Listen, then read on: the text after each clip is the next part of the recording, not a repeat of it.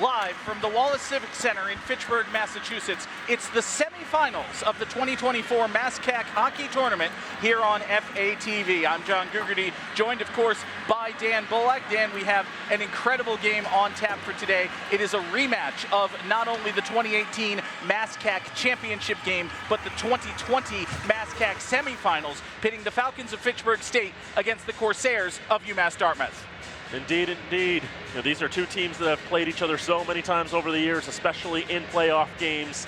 We mentioned the 2018, the MASCAC Championship, where the Falcons were victorious 2-0. The last time these two teams met, the 2020 MASCAC semifinals, the last time they met in the postseason, that game did not go to script for the Falcons. They were the 2 that year. UMass Dartmouth was the 3, but UMass Dartmouth won that game 4-0. Daniel Davidson, who was the starting netminder for the Corsairs, 41 saves in that contest as a freshman. That was his 4th consecutive shutout, and Davidson will be back in net for the Corsairs today. In 2020, Davidson ended the Falcons season. Today, the Falcons want to end his career. They have a very good chance to do that. Again, Fitchburg State is the 2, UMass Dartmouth is the 3. It's the same situation as it was going into that 2020 semifinal game, Dan. And the reason for that came down to the tiebreaker, because these two teams actually finished the MASCAC regular season dead even on points. Indeed, both teams had 40 points at the end of the campaign, 16 behind Plymouth State, who ended up taking the #1 seed. And when these two teams met 3 weeks ago here at the Wallace Civic Center, we talked about how big a win it was for Fitchburg State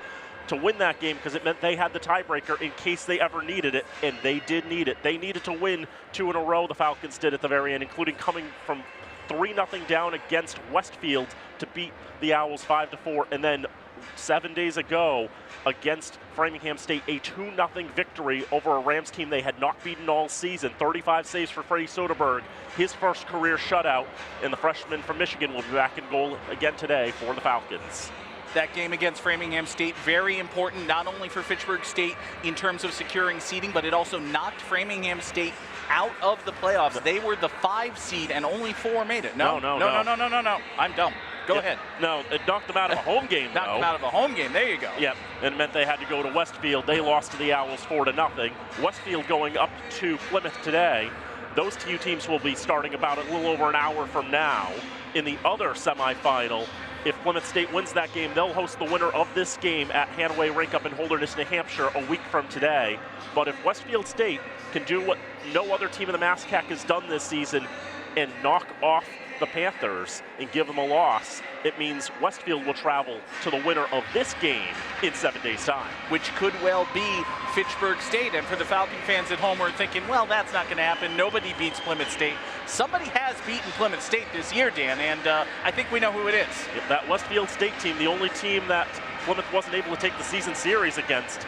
They split the 3 games, 1 win, 1 loss, 1 tie, all of them incredibly close games. It could happen again today. In 2018, when these two teams met in the MASCAC Championship game, the Falcons were the 2 seed, but the Corsairs were the 4 seed because they were the ones who vanquished Plymouth State in the MASCAC semifinals.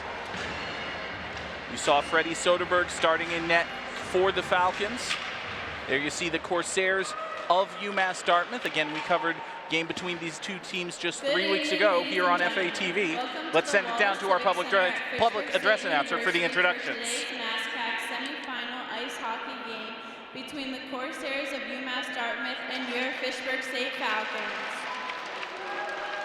The NCAA, the MASCAC, and Fitchburg State promote good sportsmanship by student athletes, coaches, and spectators. We request your cooperation by supporting the participants and officials in a positive manner. Profanity, racist, or sexist comments or other intimidating actions directed at officials, student athletes, coaches, or team representatives will not be tolerated and are grounds for removal from the site of competition. Consumption or possession of alcoholic beverages and tobacco products are prohibited and are grounds for the removal from the premises. Please respect all athletes in the field of play and enjoy the spirit of the game. It's now time to introduce the starting lineups. First, for the visiting Corsairs. At forward, a grad student, number 6, Michael Perrone. At forward, a freshman, number 10, Alex Walker. At At forward, a freshman number 18, Colin Patterson. At defense, a grad student number 2, Jake Maynard. At defense, a senior number 29, Zach Tarantino. And in goal, a grad student number 35, Daniel Davidson. Dartmouth is coached by Eric Nowak in his 8th season. He's assisted by Mike Samuels, Barry O'Neill, and Lenny Mosca. And now the starting lineup for your Fitchburg State Falcons. At forward, a senior number 4, Cole Archambault. At forward, a junior number 5, Oliver Cookson.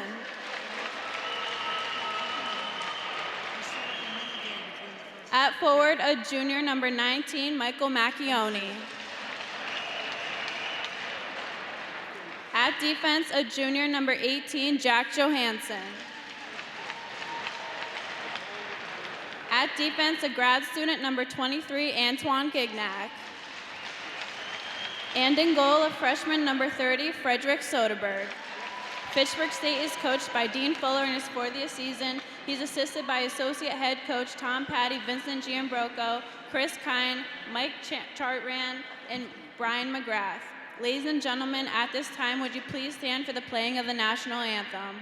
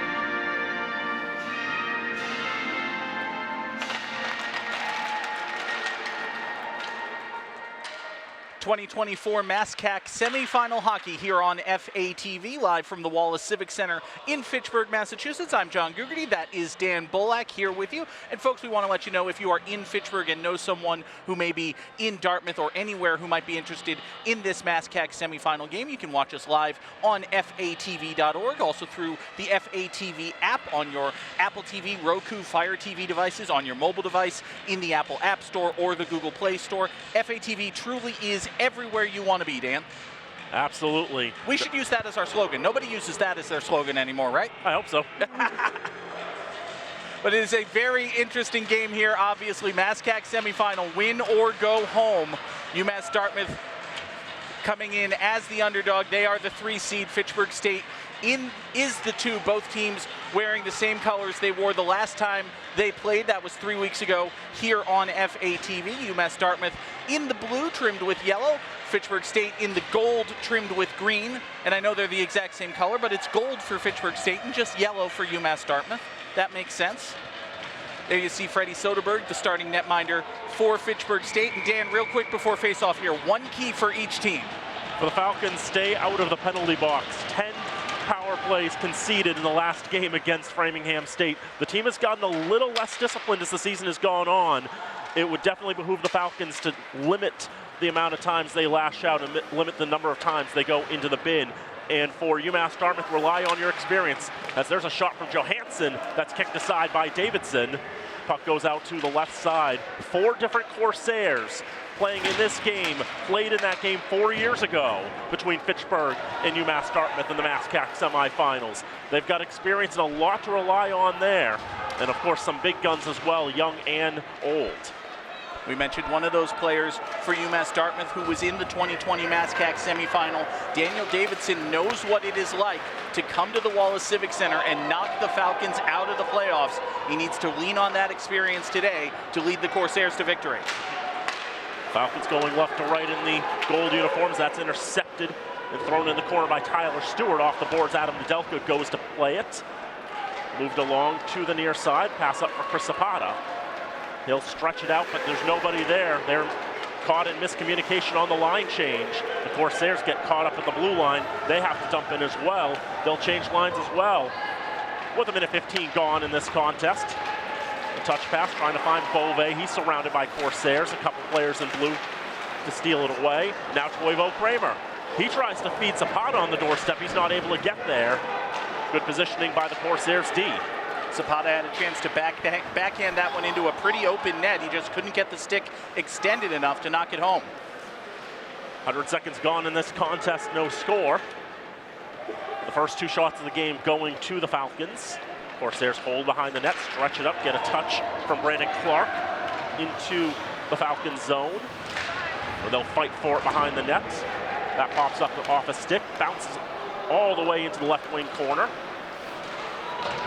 Battling in the boards, Vincent Akosia there for the Corsairs on the third line for UMass Dartmouth. Falcons will skate it up on the far side, gain the blue and change. The fifth-year student Daniel Davidson from Surrey, British Columbia will settle it behind his own net. Corsairs will hold and reset again with Millie McDevitt. Drops it off for Zach Tarantino, gains the red line, immediately backhands. Falcons will send it around the boards. They've got their fourth line out there, but no less dangerous. Millette rubbed out into the boards. Now settle at the red line. Falcons can't hold it. It's a 2-on-1. Shot save, rebound, dangerous. Falcons cleared it right in the nick of time. And we have a whistle coming here. Too many men against UMass Dartmouth.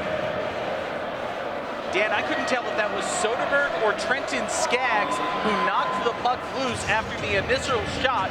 It looked like a very dangerous rebound, but then at the last possible moment, the rubber was knocked out of the zone.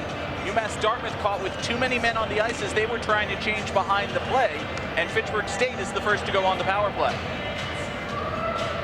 Falcons on the power play this season, 22 for 97, that's 22.7%. Second in the MASCAC, 19th in D3. Corsair penalty kill, 83 for 103. That's fifth in the MASCAC and 55th among 85 teams in Division III hockey. That one climbs the boards and into the netting and out of play. We haven't had a moment to talk about our starting goaltenders and their stats. Freddie Soderberg making his 11th start of the season, 8-3 record, 260 goals against, 927 save percentage. Second in the MASCAC in save percentage behind Kade Anderson of Plymouth State.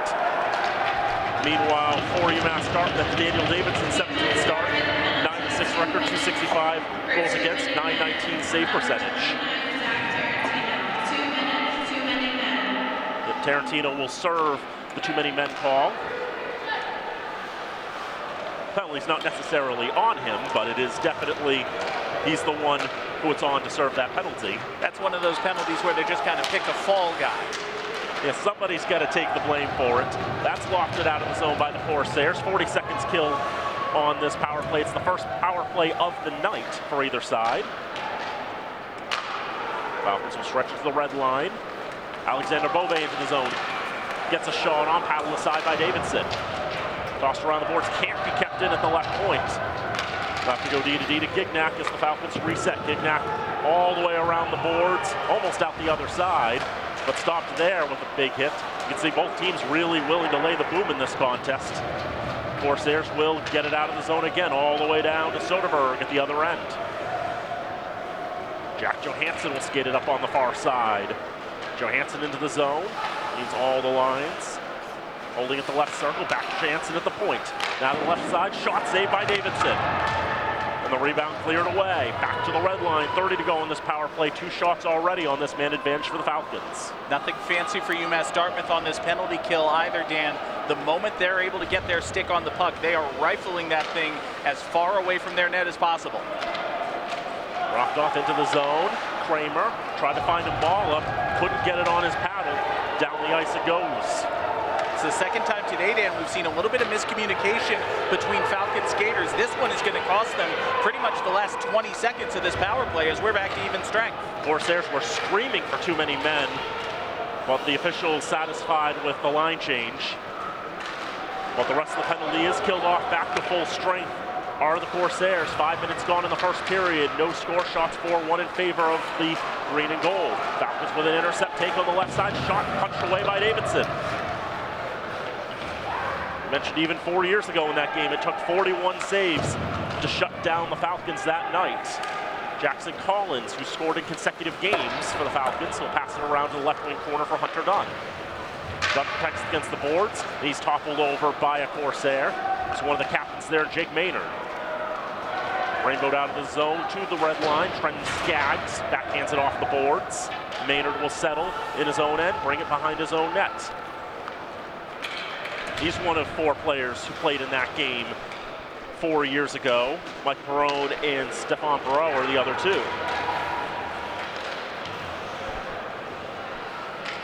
Back in the Falcon end, Archambault trying to read into that puck. He's able to take it, skated up ice. Passed along, Oliver Cookson tries to nutmeg a defender. No success there, off the boards and out of the zone. Adam Nedelka tried to find Archambault, but over his stick. And sent back into the Falcon end by the Corsairs. 13:45 to go in the first and no score. Behind the net in the left wing corner, Falcons slowly working their way up. Here's Skaggs, who blasted into the zone. Off the boards in the left wing corner. Archambault was the first to arrive, couldn't handle it. More line changes going on there for the Falcons. More of that danger. The puck migrating in front while players trying to get on and off. Always a scary moment. Falcons moving to the far side, skated up ice, gaining the blue. Looks like Graham Broadfoot trying to move it around. Couldn't find much there. Nedelka reading that one, pushing the boards there. Right side, Clark. Send it around to the near side, Beauvais with a touch for Nolan Sargent. Falcons can't get out of the zone, but the Corsairs will skate it out themselves. Vincent Okosia protects and dumps it in. A lot of end-to-end hockey. Not a whole lot of whistles as it goes all the way down for Lane Ruffner back in his own end. He'll skate around as Samuel Rennick will harass him a little bit. Back for Nicosia. Rennick still there to provide a little bit of strife to the Corsairs. On the right side, shot rises high and over the net. Almost kept in the zone, but not quite. Corsairs have to tag up. Now they have. Johansson will retrieve. Off the boards, down the ice. Will not go for icing. Amala was the first to arrive. On the left side in the corner. Falcons back to that fourth line. Millette in the corner. Rennick trying to join him. Trying to retrieve that puck. Corsairs will get it out of the zone. Here's Johansson. Pass along for Gignac. Tries to hit the long pass. Touches someone on the way, so no icing. Now the Corsairs skating it back up on the left side. Trying to turn that towards goal was a Corsair, Bryce Brennan, but nothing going there. Pinballs around on the left side, off the boards, out of the zone again, down the ice, hits the referee, so that's not going to go for icing. Break there for the Falcons. They're on the ice too. And players lost a stick somewhere along this. It was a Falcon. So it's thrown on the left side of the net. Soderberg battens down the hatches. Left wing corner, Corsairs skating around. Colin Patterson can't get a clean pass off. The Corsairs have to retreat out of the zone. 10:55 to go first period. Shots 4-2 in favor of the Corsairs. We look for our first goal. Michael Perrone in the zone. His shot goes off the leg of Skaggs. Perrone got it back. Was dispossessed pretty quickly. Outside Patterson protecting. Around the boards right side looking for Hanley. He scored the last time these two teams met. Dump back in the zone behind the net. Falcons will try to stretch it up, but it's intercepted. On the right side, looking for a cut in front. There's a shot Soderberg caught out for a little moment as Nolan Wutzke was trying to sow some discord. in the left wing corner. Back in the Corsair end. Falcons try to get it to the point. Found a Corsair instead. Perone will skate it up.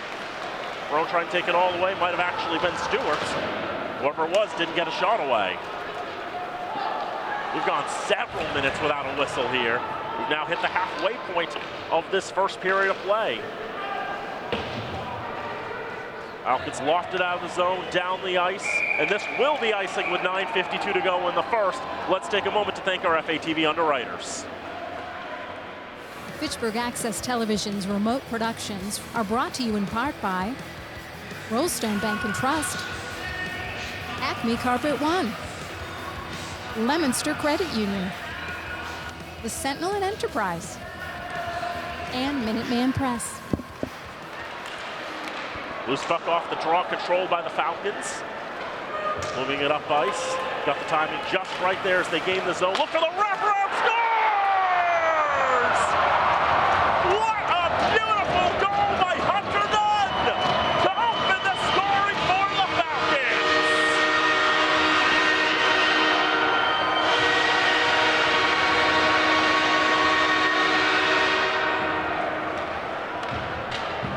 Daniel Davidson, you see him there kicking himself, Dan. He was beaten by an academic. That is textbook. That is exactly what you want a wraparound shot to look like. You get the goalie a little bit too far to his right, go right around the back of the net, slide it in that left-hand corner. Nothing Davidson could do about it. Beautiful goal for Hunter Dunn. 6th goal of the season for the freshman from Douglas, Mass. Hunter Dunn makes it 1-0.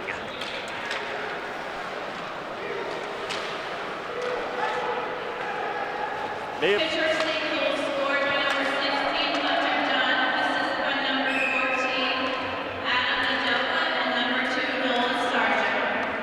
The two defensemen will get the assist there in Nedelka and Sargent. 9th assist of the season for Nedelka, 8th for Sargent on the icing now.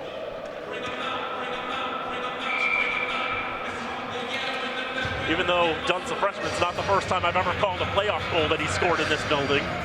He had pretty big goals for Hopedale Milford back in the day when he was playing high school hockey. Just a couple. Yeah. He was one of those players I've gotten to watch over the last several years. I like being able to call a goal for the school that I followed and graduated from for so many years. That puck, wow, look at all the hops that puck took on the already rough ice. Might be that kind of game today. Dumped in on the left side, dug out by Amala. Just able to reach out with all of his reach on the stick and move it up ice. Pinballs back to Amala, but off a couple of Corsair skates, and they have numbers if they hurry, but the Falcons complete a line change to neutralize that. Shot taken from the left side by Bryce Grennan, deflects wide. Falcons get it out of the zone. Settled down by Ruffner. Around, but Soderberg stops it behind his own net. Feeds it for Archambault. Archambault keeping it going. Takes it off a Corsair stick. Now Isaiah McKinney with a shot. Misses the net. Around to the right wing corner. Hops over a stick. Brennan there in the half boards. McKinney tries to put another shot towards goal. That was blocked and ricochets out of the zone. 7:52 to go in the first. 1-0 Falcons. Dan, it's entirely possible that this is nothing, but I was just watching the Fitchburg State bench. Michael Imala got checked pretty hard behind the play and then went straight to the bench for a line change. He was moving a little bit gingerly. We'll keep an eye on him, see if he's just, got knocked down pretty hard and needed a breather, or if there's a more serious situation there going on with Michael Imala. Michael Imala, Mike Macchione taking the shot there. And that one just sailing over the net, but great moves to get himself open. Here's Stewart into the zone. Shot kicked away by Soderberg. Another shot, try to throw it back out in front. Hits the side of the net if he got there. Over the far side, dumped in by Archambault after he gained the red. Falcons put some fresh legs out on the ice. 7 minutes to go in the first period. 1-0 Falcons on 106th of the season. Touch on the right side there by Kevin Johnston. Negate any icing. Falcons protect it from Nedelka. Now Sargent out of the zone. At least it'll go. Back to the red line. Corsairs locked it back in. Falcons will go D to D. Pushing the ice a little bit. And it'll be received there by Dunn. Not able to get the pass off. Corsairs trying to storm back quickly. High rising shot there by Colin Patterson. 35 points on the campaign. He's the leading point scorer. Well, that one goes just a little too high in the right corner. More line change behind the play. Falcons put that top unit back out there as the Corsairs gain on the right side with a lot of moves. Patterson not able to get himself open and make himself available to get a shot off. In the zone, here's Alexander Bove. He's pressured into the boards. So Patterson there, Stefan Perot battling for that puck. Moves it around, Johansson, shot, save, loose rebound, save by Davidson! Toivo Kramer nearly Johnny on the spot there. Great reaction by Davidson, extending that right leg, making the kick save on the rebound chance by Kramer. Kramer was looking for a goal in his second consecutive game. He scored what turned out to be the winning goal in the game against Framingham 7 days ago. Hand pass called, and the faceoff comes outside the zone with 5:28 to go in the first. Want to provide a quick update on what turned out to not be an injury, just a guy moving a little bit slowly. Michael Amal is coming back out onto the ice for the Falcons, so he appears to be A-OK. Falcons got the first goal in this contest. Falcons are 9-2-1 when they strike first. The Corsairs 5-7 when they concede first. However, they did concede the first goal just 2 nights ago in their 4-2 win over Worcester State in the MASCAC quarterfinals. Thrown into the slot, a stick blade flying somewhere, a stick disintegrating somewhere, and all the mess out in front, but nothing happening there. And now, trying to dump it out of the zone, hits the referee. He's taking a beating in this period. I think it's the same referee who got hit earlier in the period as well. And then the second time, that one hops in on Soderberg, and he'll track it like a catcher trying to field a fastball in the dirt. Get his glove on and hold for a draw. These guys are not exactly hard to see. They're wearing stripes. The referees have little orange on their sleeves. But, you know, it's hockey. You just kind of fling the puck down there. It's going to hit a zebra eventually. Usually you don't see it happen twice in one period, but no. If we had a nickel. A shot saved and popped high in the air, lands on the left side. Roscoe E trying to dig it out. Trying to take control on the left side, kept in the zone by Brennan. Now a shot misses. That was off the stick of McDevitt. Back around the left side, McDevitt trying to get it again, hopped over his blade. Walks around, eventually controlled by Andrew Olison. Out on the right side at the point. Shot ends up going wide to the right, now into the left wing corner. At the point, Eads shot and a man in front. Might have been his own guy. And he comes off the ice immediately. He didn't like how that felt. I think that was Colin Cromie who was worse for wear. It was definitely Cromie who was trying to make a deflection, but he wound up being an effective blocker for Fitchburg State. Shot never troubled Freddie Soderberg. Corsairs will take a breather, and now they'll try to skate up ice again, but the pass from Watsky goes off a Falcon stick. Corsairs will follow on, though, and get it out of the zone. Now taken again by the Corsairs. Thrown out a great centering pass for Zapata, but he's on the other side, and Zapata knows not to shoot at his own goalie. Stretched out of the zone. Here is Zapata in the zone, trying to break past two skaters. Zapata going right to goal. Look on the brakes. Davidson falls down as he tries to get himself in position. In the end, a couple of great saves there by Davidson on Zapata right out in front. Zapata basically skated Davidson into his own net before taking the shot. After all that, still wasn't able to get it past him. On the left side, in the Corsair end, Falcons trying to move it around the board. It's going to be taken by Hanley first. Broadfoot trying to get control of the puck. Just kept in the zone as it rode the boards for a brief moment. Now Bove, Johansson, left side, fakes the shot. Now takes the shot, got all the way through and off the pads of Davidson. Gignac faked the slap shot, took the wrister, nearly got a goal for it. Davidson and Broadfoot get it out of the zone to the red line, dumped back in. St. McDonough who had the dump in, but it was knocked down by a Falcon in front. Bove tries to go blue line. Didn't hit its mark. Falcons had to tag up with the delayed offside. Under 2.5 to go first period. 1-0 to the Falcons. Hunter Dunn's got the goal for the green and gold. Stretched up ice, shot on, saved by Davidson. He paddles it away. Wasn't sure whether he wanted to play it on or cover it, but he chose the former option. Now the puck's all the way down in the Falcon end, so that probably worked out for him. Rennick's got it now for the green and gold. Skate up ice, try to get around 2 defenders. Just use strong positioning to shepherd him away from the puck. Lett tries to steal, gets a stick on it, and it goes to Nicosia. Up the left side, he gets the shot off. Soderberg sees it all the way and covers for a draw. 1:48 to go in the first, 1-0 Falcons.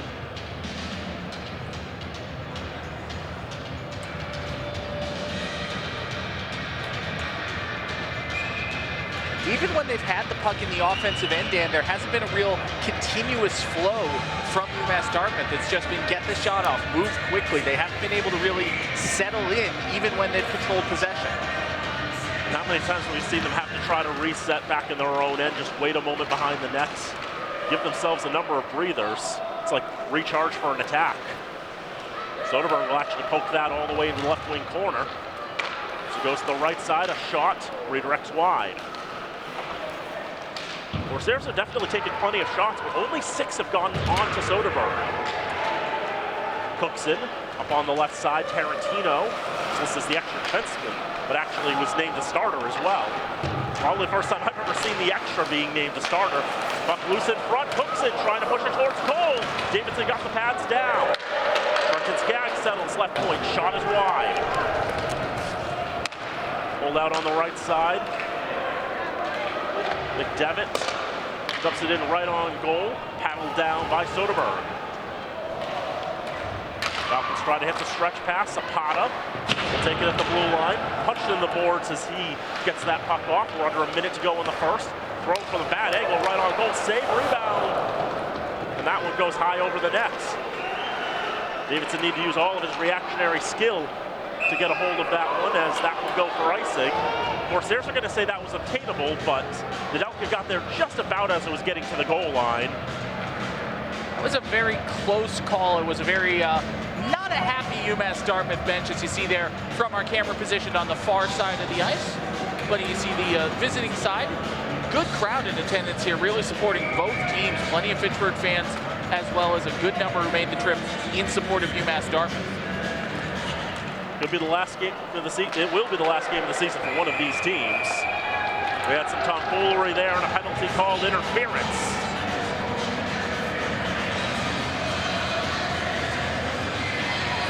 It'll be Toivo Kramer going to the box. He got tied up pretty much right off the face-off with Tyler Stewart.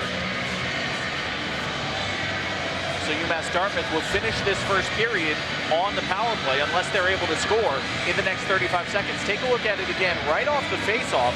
Kramer gets tied up with Stewart. Stewart goes down to the ice. The official decision is that Toivo Kramer maybe should have not done what he did. Just the second minor penalty all season against Toivo Kramer. The Corsairs will now have their first power play of the contest. Corsairs do have a solid power play unit. See what they can do in the last 15 seconds. That shot goes off a Falcon and ricochets to the right half boards. Another shot redirected. Big change in direction, but it goes wide of the cage like so many Corsair shots. Now the Falcons content to just pin it against the boards and let the clock run out. 20 minutes of play complete here at the Wallace Civic Center. 1-0, the Falcons in front. UMass Dartmouth will start the second period on the power play. You see there 1:26 still to play. But Dan, I was really impressed in this first period with the swarming, aggressive play of Fitchburg State, particularly on defense. Whenever a Corsair had the puck, he never had time to breathe, to think, to set up a move. He was always being swarmed by 1 or 2 or at times 3 Fitchburg State players in there battling, knocking the puck loose. And I think that's a big part of why UMass Dartmouth was only able to get 7 shots on goal unofficially in that first period. It was that kind of period, too. It's like where UMass Dartmouth had always felt like they needed to set something up. And they did get a lot of shots away, but the Falcons doing so well to clog those shooting lanes. So many shots blocked, so many shots going wide. The Falcons, I think, are pretty happy with the defensive performance in the first period. Again, limiting this Corsair team who averages 34.9 shots per game to just 7 in the first frame. Keep going at that velocity. That's 21 shots in the game. And you take that if you could. I think you would take that going in if you're Dean Fuller. If you could bet on, or if you could just be offered and take, the opposing team is only going to get 21 shots, independent of anything else, you'd take that. I think you would too. In the end, really happy with how the Falcons played in this period. I did feel like it was a lot of helter-skelter, just try to create something. And I feel like this is going to be another one of those days too where the playing surface is not at its absolute best. We saw a lot of bouncing pucks, a lot of hard-to-handle rubber. And it really, the one goal we saw was just an incredible display of athleticism. Hunter Dunn just breaking down ice and getting a great wraparound on, just going down at great speed and just perfectly executing before Davidson could get to that post. That was a really well-executed goal by Hunter Dunn. He was able to catch Davidson again just a little bit too far to his right. Davidson unable to slide back to the left to the wraparound wide open. And you and I have called enough games where we've seen plenty of chances where the wraparound is open, but the skater isn't able to make the move. Dunn was able to make the move, got the puck into the net, and that's why Fitchburg State enjoys a 1-0 lead as we go to the first intermission. Now the question is, just trying to keep it up for another 40 minutes. And Eric Nowak, the longtime head coach of the Corsairs, 21 years as a coach in Division III hockey. He's obviously got a lot of experience, and having seen how the Falcons and his side have played in the first 20 minutes, obviously he'll have some adjustments for them. Dean Fuller, 40th year as the head coach of the Falcons, will obviously have some other ideas in mind to try to thwart that. Absolutely. Fitchburg State, you said it, Dan, they were playing very aggressively in the first period. They were amped up. You could tell the adrenaline was there from the opening faceoff for the Falcons. They were able to contain that and get the goal, get the opening advantage. It's on Dean Fuller and the rest of the Falcon coaching staff to just keep the players centered, keep them within themselves so they don't play overly aggressive as we go into the second and third periods. I don't have any more to add to that. Well, Dan and I will take the remainder of the first intermission break with the players. Folks here at the Wallace Civic Center will enjoy some tiny child hockey, always a favorite here at the Civic Center. Folks, if you're in Fitchburg, absolutely come on down just on John Fitch Highway for the remaining 2 periods of this MASCAC semifinal game. But if you don't feel like it, or if you're far away, we totally understand. Dan and I will be back with period number 2 in just a few minutes right here on FATV. Back here at the Wallace Civic Center, first intermission just wrapping up. Fitchburg State leads UMass Dartmouth 1-0 as we're getting ready for the second period of action in the 2024 MASCAC semifinal right here on FATV. I'm John Gugerty, joined of course by Dan Bullock. We want to thank our colleague Tim Foley for shouting us out on Twitter. Always appreciate that. Hi Tim, hope you are doing well. But Dan, this has been an incredible first period of hockey here from the Wallace Civic Center. Fitchburg State, I think it's fair to say, has been the better team. Definitely has looked like a playoff game, that's for sure. And Falcons did look a little bit better. They had more dangerous scoring opportunities. I think most of the 7 shots that UMass Dartmouth had in that first period were of the low to mid-danger variety for Freddie Soderberg. You can see some of the highlights from the first 20 minutes of action between these two teams. There have been some hitting. The officials have taken a little bit of brunt, whether it be the puck pouncing off one particular official more than once, or whether it be that one there. But both teams not afraid to lay the boom. A great chance there by Mike Macchione cutting in on goal. One of several chances that the Falcons had in the first period. Zapata basically bowling over Davidson as he tried to get a couple shots away. But none of them found its way past the veteran keeper for the Corsairs. And you can see most of these highlights, all those highlights really were saves by Davidson, because Freddie Soderberg didn't have to do a whole lot. 7 shots, but as we said, the Falcons defense did a great job in limiting the danger of those opportunities. I said it at the end of the first period. I'll say it again here at the beginning of the second. Fitchburg State was swarming to the puck. Whenever a Corsair had the puck on his stick for more than a second or two, there was a Falcon in his face, jabbing at it, poking at it, trying to knock it loose. Great swarming defense by Fitchburg State, and also a very good goal by Hunter Dunn that gave the Falcons the lead. That was done just breaking down the left side of the ice with a lot of velocity. Davidson respecting the shot, holding the left side post. But Dunn just kept on going, didn't put on the brakes, and he wrapped it around before Davidson could get to that other side post. Dunn was able to tuck it into the net. And we talked about at the end of the first period, so many times we've seen players with a great opportunity on a wraparound but not able to capitalize. That time, Hunter Dunn capitalized. His 6th goal of the season, assist went to Jackson Collins and Nolan Sargent. Collins getting the primary assist was a scoring change after the first intermission. But nevertheless, also shouting out Collins for how well he's played down the stretch. We mentioned he's scored in each of the last 2 contests for the Falcons, and now another assist for the freshman from Wake Forest, North Carolina, the nursing major, now with 3 points in his last 3 games. Teams have switched sides. UMass Dartmouth will be going left to right in this second period. Fitchburg State going right to left across your television screen as we are just about ready for the second period. Worth noting, of course, UMass Dartmouth will start this period on the power play. Toivo Kramer still in the box, serving 1:26 on his 2-minute penalty for interference. Corsairs win the draw, send it immediately down into the offensive zone. Johansson there to play it for the Falcons. Finally knocked out of the zone by Cookson, sent all the way down, and it'll be played by Daniel Davidson. Davidson leaves it off for Lane Ruffner. Gains the blue, then the red. Leaves it behind him for Michael Perrone. Perrone sends it in back behind the net. Chased there by Connor Little. Sent along the far side boards and cleared all the way down the ice, troubling Davidson again. Corsairs will reset. Already 45 seconds left on their man advantage. Fitchburg State has successfully killed about half of it here at the start of the second period. Dumped in for UMass Dartmouth by Tyler Stewart. Immediately smacked out of the zone for Fitchburg State by Mike Macchione. Jake Maynard gathers, resets. One last chance for the Corsairs, maybe. 25 seconds on this man advantage for them. Maynard is driven into the boards. Macchione will clear the blue line. Gets whacked in the face by Kevin Johnston for his trouble, but he'll take it. It's kind of the price you pay when you're a hockey player. Corsairs back in the offensive zone. Not quite cleared out, kept in at the blue line by Wutzke. Shot save made and steered away. We're back to even strength. Kramer out of the box, immediately to the bench for Fitchburg State. Hunter Dunn, lone goal scorer in this game, will come on to replace him.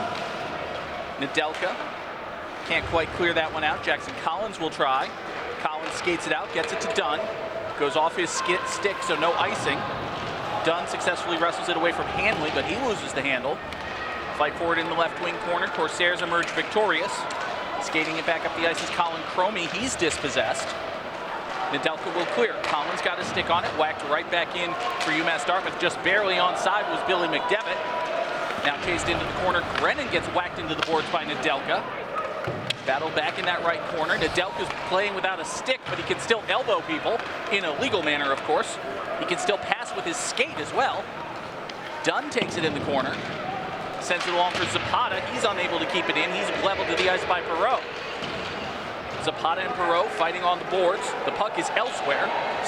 Sticked out into the offensive zone for Fitchburg State. Shot save made by Davidson. A great chance there for Adam Nedelka. But Daniel Davidson made one of his more impressive saves of the night. Now Tyler Skaggs tries his luck. His shot is blocked by Hanley. Back behind the net, centering pass by Beauvais goes nowhere. Another chance is blocked. Beauvais, third time lucky. Or not, he loses the handle. Fight along the near side boards. Beauvais there, Toivo Kramer's there. Beauvais knocks it out, but he knocked it out of the offensive zone. Skaggs will give chase and the Falcons will reset. Skaggs ahead to Broadfoot. He gains the zone, numbers if the Falcons hurry.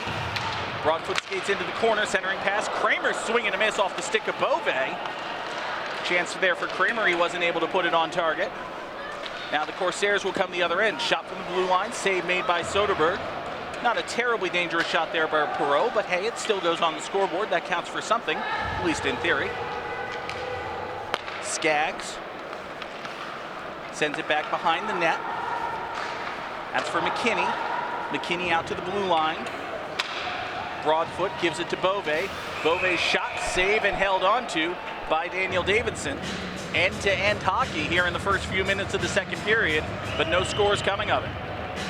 I like how the Falcons played trying to kill off that penalty. As you've been mentioning, how relentless the Falcons have been getting to those pucks, being the first to arrive, and giving the Corsairs strike whenever they do get any sort of possession in the offensive zone. Great job there by Michael Perrone, dispossessing the skater after he had won the faceoff. Comes all the way down into the Falcon end. Perrone now behind Fitchburg's net, centering pass, shot. Oh, couldn't get it.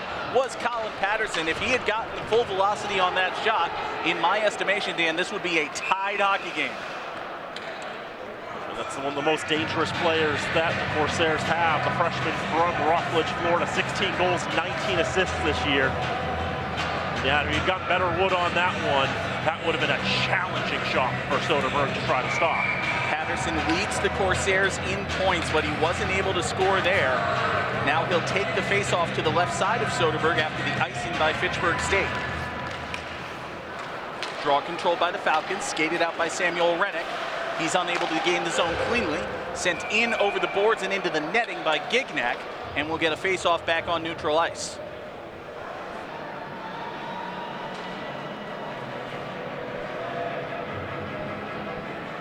Have a look at the Corsair bench.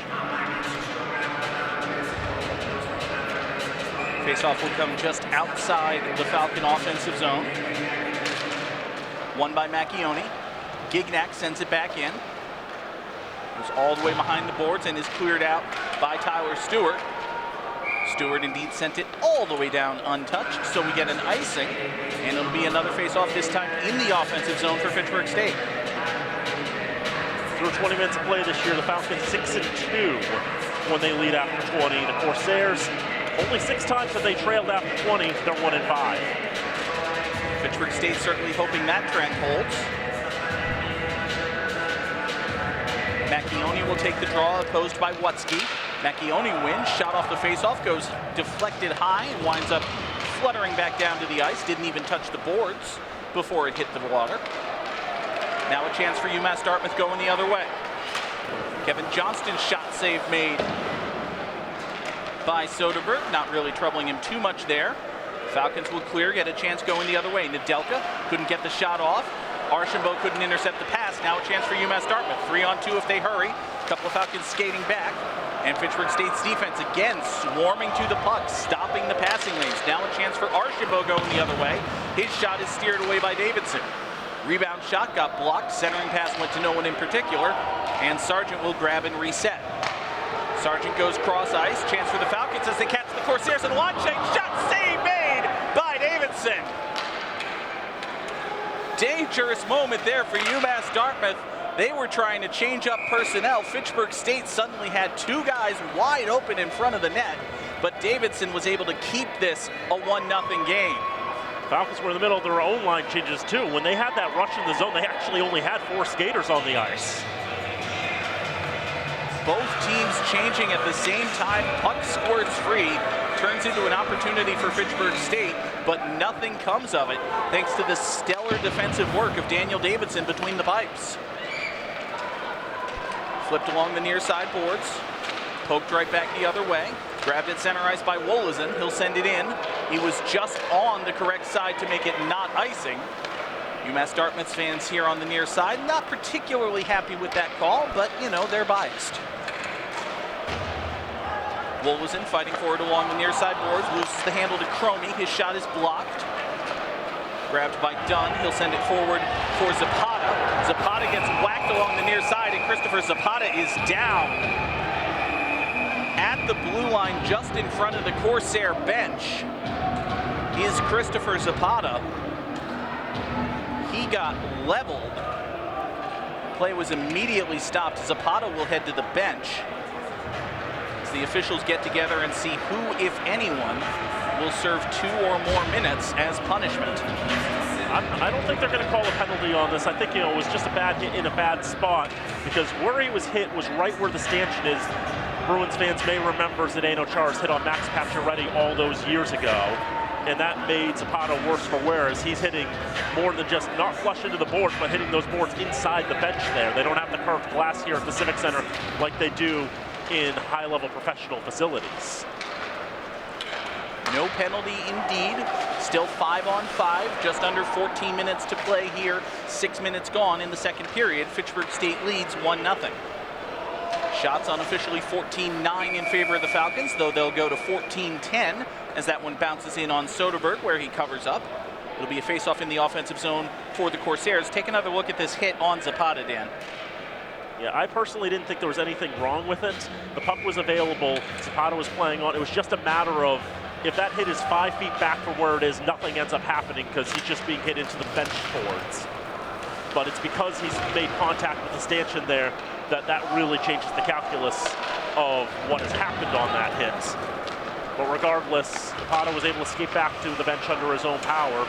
Rebecca Scherzo only got about 10 feet out on the ice before she had to turn around and go back. There is padding right at that corner, but obviously that can only do so much. So fortunately, Zapata was able to get to the bench under his own power. We'll keep an eye on him to see if he's back on the ice anytime soon. Corsairs now gaining the ice and actually losing his footing is Brandon Clark. Cost the Corsairs an offensive chance. They'll have to reset. Tarantino now sent back out to the blue line. That's Maynard. He dumps it in. Jack Johansson will chase for Fitchburg State. He tries to backhand for Rennick. Bad communication there. Tarantino's shot went wide. I think Tarantino's shot was actually deflected by his own teammate. Caused that one to go off target. Centering pass attempted by Clark, but intercepted by the Falcons. It comes to Rennick. He goes cross ice for Jeremy Millette. Millette in the far right corner. Tries the wraparound, nothing there. Rennick a chance. And that goes back behind the net. Now Millette from the face-off circle. Back to Rennick, again behind the net. He'll go to Sargent at the blue line. Doesn't like the slap shot, tries the wrister. It's steered off wide by Davidson. Rennick tries to get it back out to Sargent. Goes back behind the net instead. Millette gives chase, but it's grabbed by Tarantino. Tarantino plays it off the boards, cleared out all the way down. It'll come into the crease, so Soderberg will have to play it. I don't think anyone touched it, so it may have been icing otherwise, but the point is moot. 19-on-19 violence on the far side boards as Michael Macchione engages in combat with Stefan Perreault. Macchione was the victor, but the Corsairs got the puck anyway. Now along the near side boards, that's Wutzke who sends it in. Nadalka will play it. He was looking for Cookson. Comes out to the Corsairs, shot goes wide.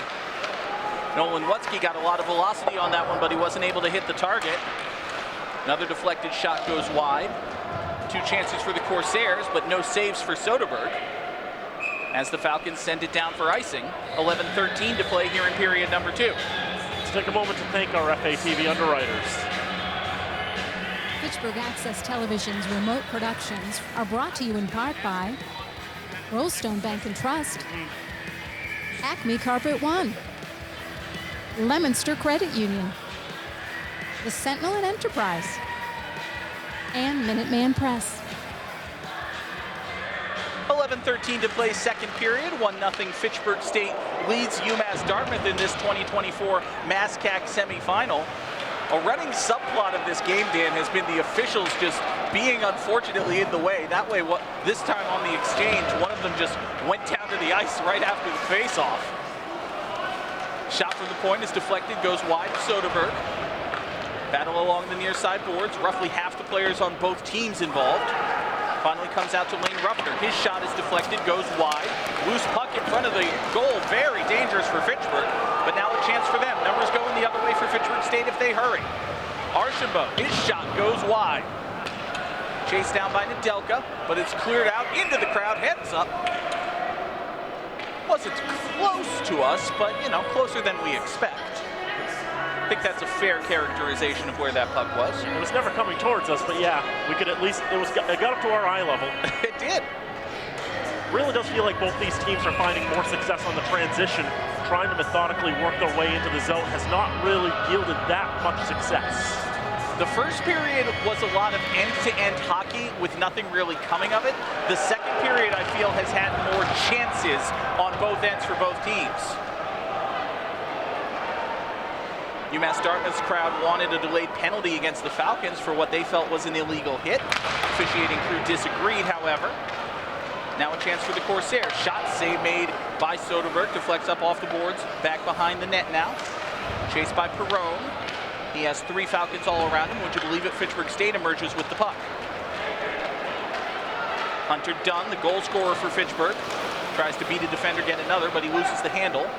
Now Christopher Zapata, good to see him back out on the ice. Took a hard hit into the boards just a few minutes ago. He's already back out there. It's almost as if hockey players are tough or something. Tyler Skaggs skating into his own zone, tries to play it along the near side boards for Dunn, but it's sent into the offensive zone by Colin Patterson. Soderberg will settle it down. Falcons will reset. Broadfoot sends it cross ice for Dunn. Dunn can't find a teammate. He has to skate it out of the zone. Now for the Corsairs, Watzke couldn't get a shot off. It was deflected. Chance for the Falcons going the other way. Broadfoot, he's got Dunn with him. Can't find him.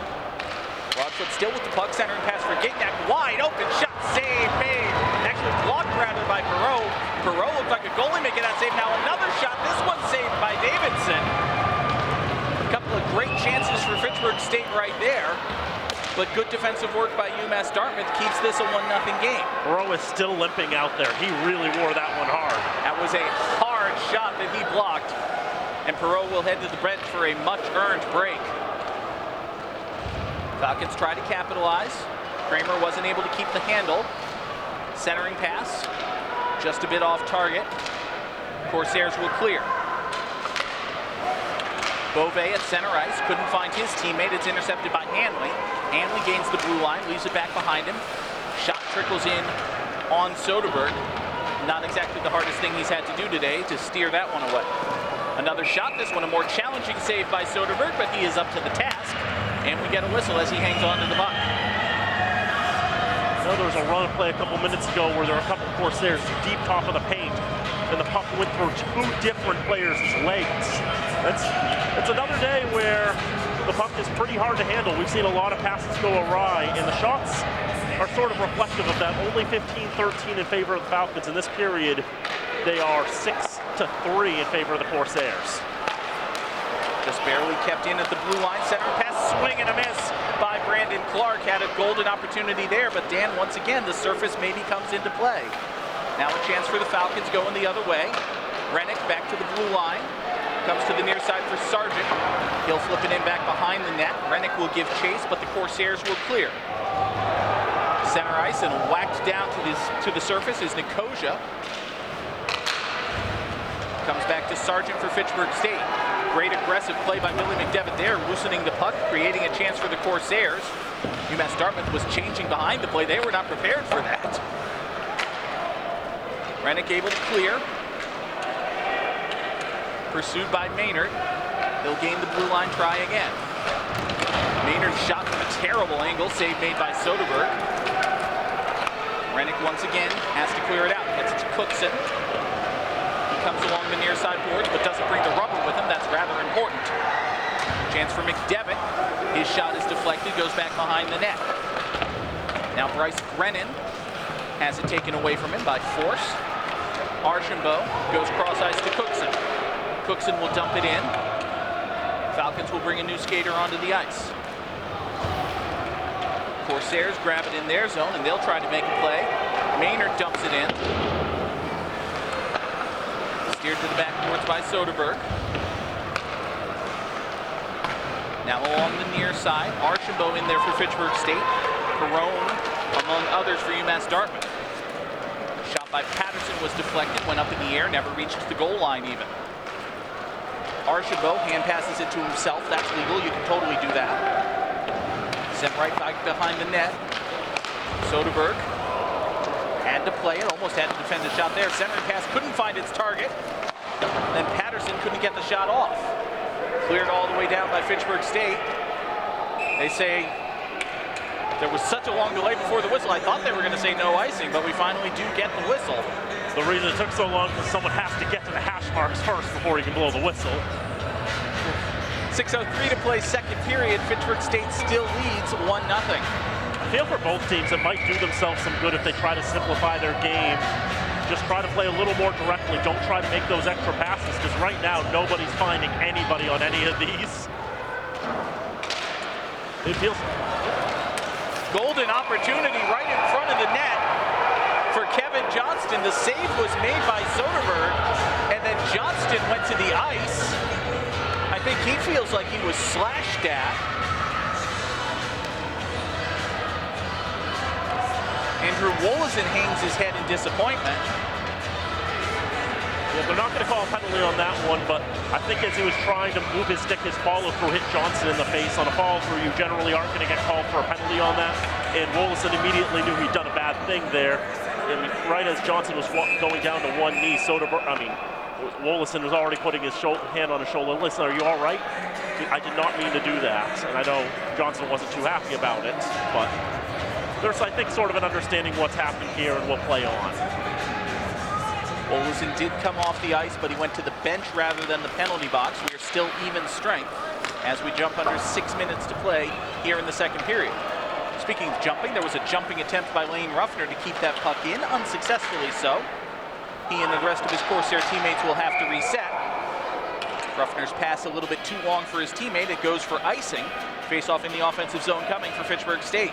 What I was going to say before Johnson's great scoring chance a moment ago was there have been times where just simply receiving a pass has been too difficult to do. This has not been the best second period for either team when it comes to controlling the puck, but I will say that UMass Dartmouth looks like the better team right now in the second frame. They've certainly had more opportunities. Shots on goal have evened up officially after Fitchburg State had a large advantage in the first period.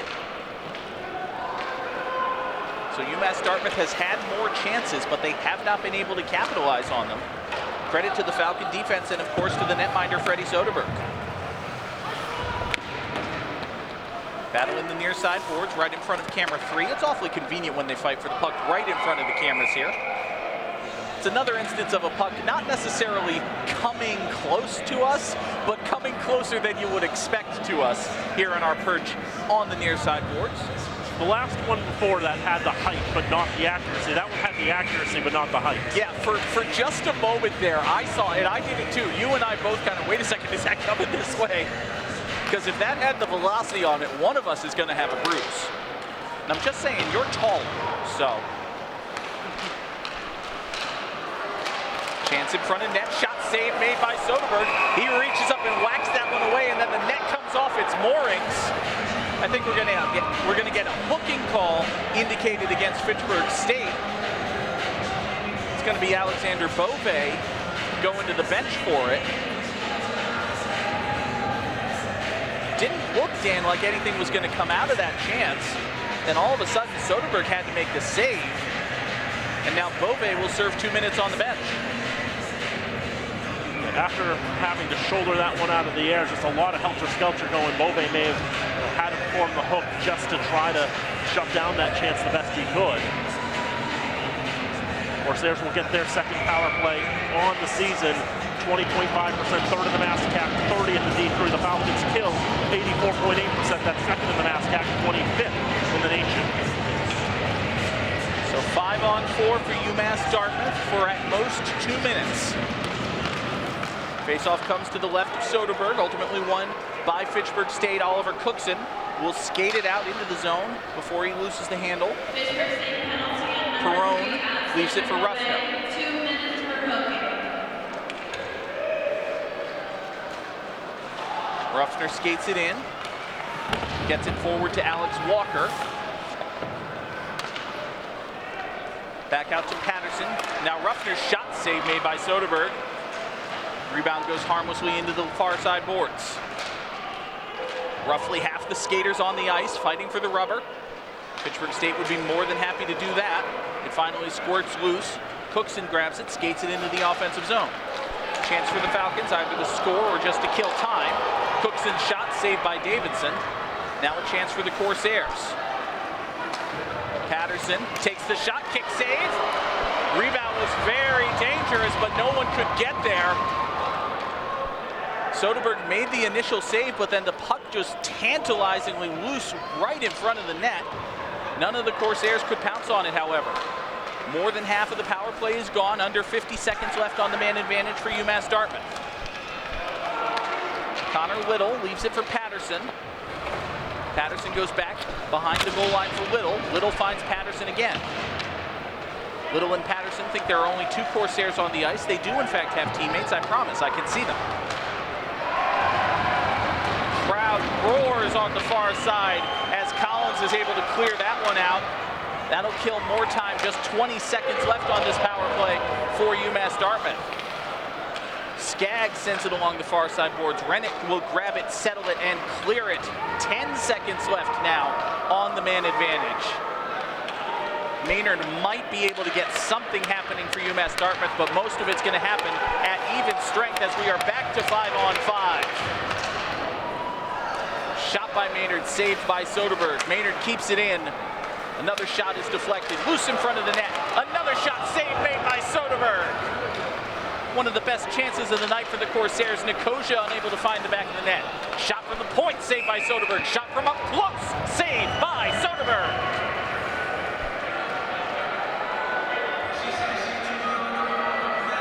Freddie Soderberg doing everything he's asked to do here in these first 37 minutes and change of hockey.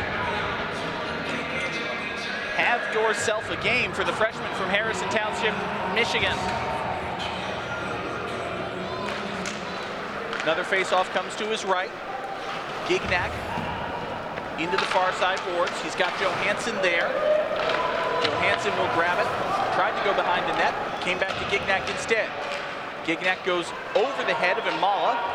Cleared out, but no icing as the puck's momentum dies just before Hanley's able to grab it at the goal line. Gignac, some aggressive forechecking, not letting the Corsairs just get it out of their zone, but get it out they do. Now a chance for UMass Dartmouth. Shot save made by Soderberg. Billy McDevitt turned away. Now Samuel Rennick leading a chance for the Falcons. Shot by Gignac, save. Rennick's backhand center and pass found only a Corsair. Gignac able to keep it into the boards. 2 minutes to play here. Second period, Falcons leading 1-0. Cleared out by UMass Dartmouth, and all of a sudden Fitchburg State may be invigorated by that penalty kill. Shot by Johansson. Stick save into the netting by Daniel Davidson. Dan, I know I've said this before, and correct me if I'm wrong. Hockey's fun. That's why it's my favorite sport. This has been an incredible second period, a fantastic semifinal game. We're happy to have you with us here on FATV. Face-off comes to the left side of Davidson. Cole Archambault had Sargent at the point, intended instead, went back behind the netting, trying to find Cookson. It's poked free by the Corsairs. Archambault at the blue line, tries to find Cookson again, but Lane Ruffner is there. He finds Patterson. Patterson's able to clear it out of the boards. Now Alex Walker leading a charge for the Corsairs. Might have been a pass, might have been a shot. Soderberg steered it away either way. 1:12, 1:11, 1:10 to play here in the second period. Falcons lead 1-0. They clear that one out, but it definitely won't be icing. Hank McDonough grabs it at center ice. He gets it forward to Stewart. Grabbed by Zapata for the Falcons. Zapata's 1-on-2, but Falcons are coming in behind him to reinforce. Zapata took the bad angle shot, hit the side of the net. And now in the near side left corner, Zapata delivers a big hit and jars the puck loose. That shot came from behind the net. Might have been a shot, might have been a centering pass from Jackson Collins. Either way, I think it was pinned between the skate and the pipe. Sometimes crazy things will happen when we put it on the net, especially from a negative angle like that. Face-off comes to the left side of Davidson. 35 seconds left to play in the second period. UMass Dartmouth has had most of the advantage, but they haven't been able to score. Now 1-on-2, shot is blocked. That one off the stick of Tyler Stewart. Unofficially, shots on goal 21-20 in favor of the Corsairs. That's the game. Dunn dumps it in for the Falcons. Hanley lost his footing. Burns a few seconds, under 10 left. The Corsairs are not going to get another chance here. They're going to be content to just skate out the rest of this period, and we will go to the locker rooms after a very exciting second period of hockey. Still 1-0 Fitchburg State, Dan. For how that game, that second period went, UMass Dartmouth probably should have the lead. They were undeniably the better team in the second frame. Looks like once they adjust the shots, it's going to be 23-18 UMass Dartmouth for 2 periods of play. So that will just go to show how many chances they had at Soderberg, including a few high-danger chances the Falcons did so well to limit in the first period. But really, one of the things I think broke in the Falcons' favor may have been just the fact that the ice has been so difficult to handle. There have been some grade A opportunities the Corsairs couldn't capitalize because they couldn't settle the puck down. We've talked a couple of times earlier this season, Dan. There was one game where it was an unseasonably warm day. It was like 60 degrees, and the ice was very uneven, and we thought maybe that could be it. It could just be a simple fact of every time the ice gets resurfaced, it's never the same exact ice twice. And as the players skate over it, as they're playing hockey, it becomes just that little bit of imperfection, that little bit of unpredictability. This second period, it was really dangerous for both teams. As you said, neither one of them was able to hit passes with any kind of consistency. But UMass Dartmouth was able to really crank on the volume. 16 shots on goal in that second period, but Soderberg stuck with them for all of those. One of his busier periods in quite some time, but the freshman showing poise and just being cool, calm, collected, and a tremendous number of saves, some great opportunities he was able to put aside.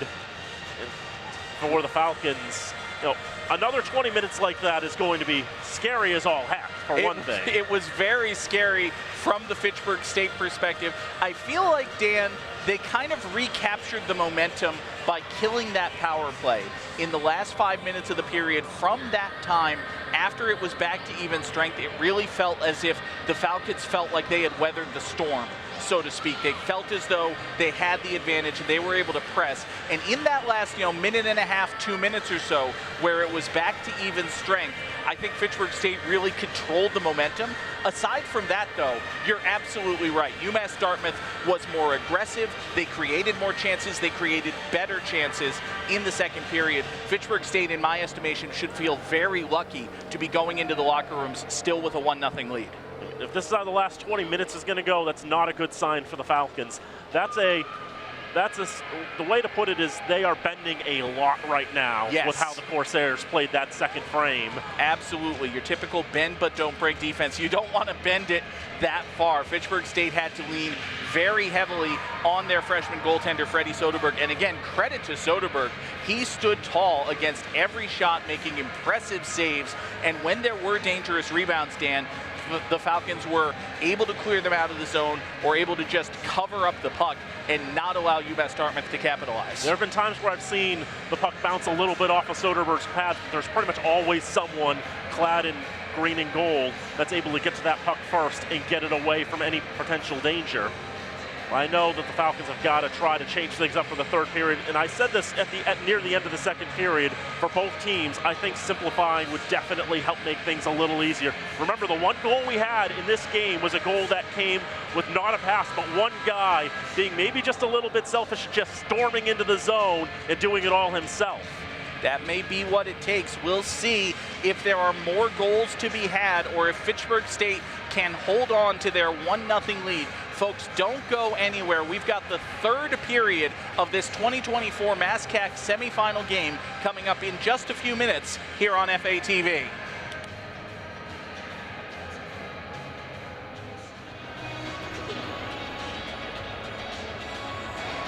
Back here at the Wallace Civic Center, Fitchburg State leads UMass Dartmouth 1-0 as we get ready for the third period of hockey in this 2024 MASCAC semifinal game here on FATV. I'm John Gugerty, joined of course by Dan Bolak. Dan, a very exciting second period, but no goals, so Fitchburg State still leads 1-0 as we head to the third. 22 shots on target in that second period, 16 of them by the Corsairs. And for all rights, they should have had 1, 2 goals, maybe even 3. At least. There were a number number of excellent scoring opportunities for the Corsairs as we take a look at some of the highlights of a very physical second period. You know, usually, Dan, when a game gets to be a little violent, a little intense like this, the word we bust out or the word we think of is chippy. I would not characterize these hits as chippy or this game as chippy.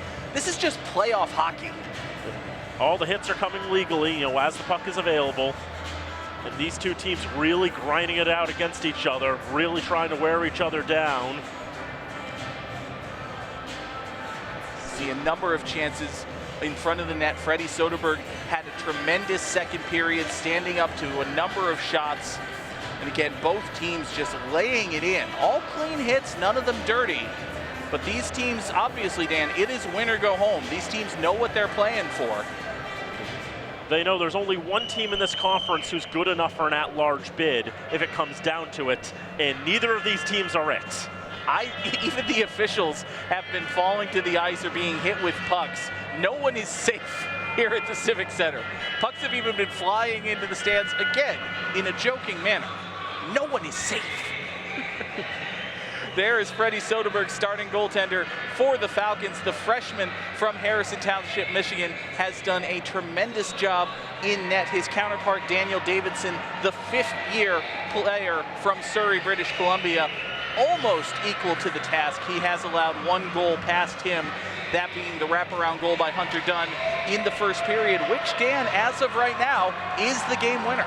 It's the only goal we've seen.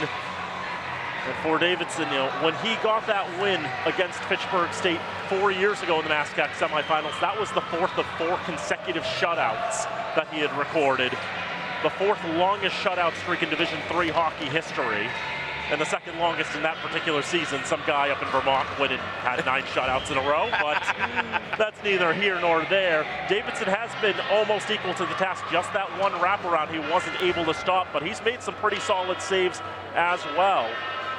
We've got at least 20 more minutes of hockey and absolutely an exciting finish coming down the stretch. I'm really interested in seeing what these two teams can bring to the table in the final 20. Teams have changed ends once again. Fitchburg State will be going left to right. UMass Dartmouth going right to left. With the play-by-play for period number 3, Dan Bolak. Thank you very much, John. The draw at center ice. Mike Macchione will win the draw against Colin Patterson. The Falcons have been dominant in the face-off circle. According to live stats, the Falcons now 25 wins in the draw compared to just 6 for UMass Dartmouth. Fitchburg's been getting to the puck first when it comes time for the referee or the linesman to drop the puck. Dumped in, Daniel Davidson behind his own net will leave it. Zach Tarantino around the boards on the far side. Settled down with the skate by Alex Walker. Floated high in the air, goes off the skate, lands in the Falcon end. Bad angle shot, rises high, ricochets off the boards, out of the zone. Cookson stood up there at the blue line. Falcons are able to gain the puck. Move it out far side and skate it up. Gignac will just gain the blue line, dump it in. Falcons will get 5 pairs of fresh legs on the ice. Now the Corsairs will just dump in. Adam Nedelko will be first to arrive, battling with Kevin Johnston in the left wing corner. Cade Hanley there to try to dig it out for UMass Dartmouth. Will come off the player, stay in the zone, dump back in. Johnston on the right side now, goes to the point. Ruffner, his shot, stopped by Soderberg, gobbles it up, there's no rebound. One of the things you preached, Dan, at the end of the second period was that both teams need to simplify. Maybe saw it there. Defenseman gets it at the blue line, just take the shot, you never know. Through 40 minutes this season, the Falcons are 8-2-1, the Corsairs 1-6. A lot of history will need to be turned on its head. See a different result than what we've got now, which is the Falcons' lead. Icing called against the green and gold. And they'll bring it all the way back down. 24 saves for Freddie Soderberg, 17 saves for Daniel Davidson.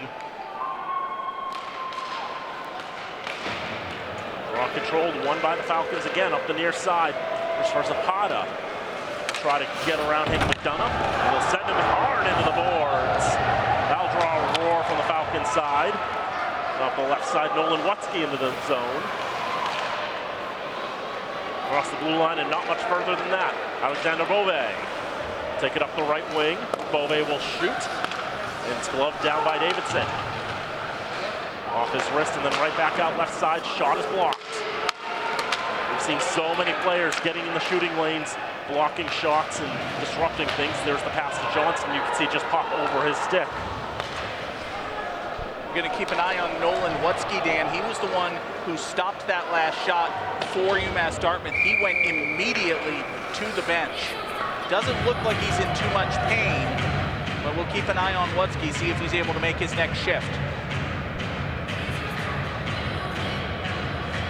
Winner of this game will get either Plymouth State up in Plymouth or will host Westfield State. That'll be Saturday, March the 2nd. Draw one by the Corsair, shot saved by Soderberg, just stands up and gloves it. Dan, you mentioned Plymouth and Westfield playing in the other semifinal game. At last check, it was 3-0 Plymouth. Is that still the case? Yep, for one period of play. After Westfield started Kevin Chandler in the quarterfinal against Framingham and earned the shutout. That one hits a Falcon in the bench. They went back to the most experienced starter, Valtteri Valtonen, and Valtonen got chased after conceding 3 goals on 13 shots. So nothing guaranteed yet, but it is looking more and more likely that the winner of this game will travel to Plymouth to take on Plymouth State for the MASCAC championship. Panthers trying to go for their 5th consecutive MASCAC title. Broadfoot shot goes wide to the right. Kramer trying to get there first. Dug out by a few Corsairs, out of the zone it comes. Skating along the blue line was Connor Little. Has to go back to the detour. Stephon Perreault on the near side. With some velocity into the zone. Perreault into the left wing corner. Coming out to the point. Little protects and backhands along. Nicosia behind, trying to jam away, right side. Brandon Clark thinking about doing something there. That pass finds Bove, who I think was getting ready to change off. As the other members of the 4th line are out there, Rennick and Amala. Now Jeremy Millette will come out as Bove can finish the line change. Taken away by Rennick. Rennick protects, turns, shoots. It's deflected into the netting and out of play. Took a moment for the whistle to blow, but that very much went into the netting. Yeah, that was not close. That was a good 4 or 5 feet up into the netting there. 16:40 to go, 3rd period. 1-0 Falcons. Falcons also trying to break a losing streak in the postseason. 5 consecutive losses in playoff hockey, going back to their one NCAA tournament game in 2018 after they beat the Corsairs in the MASCAC championship game in 2018. Lost to Nichols in the there in the 2018, Worcester 2019, UMass Dartmouth 2020, Framingham in overtime in 22. As Amala's shot goes wide to the left, and then Salem State last year, shot deflected in on goal, and a save by Davidson. Had to get his glove on that, purely reactionary. But a big save to keep it 1-0. Daniel Davidson's made some impressive saves tonight, Dan. That was the most impressive of all, as Jeremy Millette went down hard on the far side. He is heading to the bench very gingerly. His stick went flying. Millette wasn't even, I don't want to say coherent, but he was not aware enough to bend over and pick it up as he skated past it. Jeremy Millette in obvious discomfort as he's being tended to on the far side bench. They're gonna call a hand pass here. Yeah, that was a violent collision there at the blue line. Everyone and everything was going flying. And again, as we've seen with a number of hits in this game, it wasn't dirty. It wasn't a cross check or anything like that. It was just 2 hockey players playing hockey really hard, and sometimes you run into each other. Jeremy Millette, the worse for wear, coming out of it. Falcons will win another draw. Floated off the boards, out of the zone, down the ice. Will not go for icing. Kate Hanley will retrieve. Hanley running into 2 Falcons. Cookson trying to steal it away. On the left side, Alex Walker in the zone. Walker trying to go bad angle. Soderberg seals up the near side post, and we have a whistle.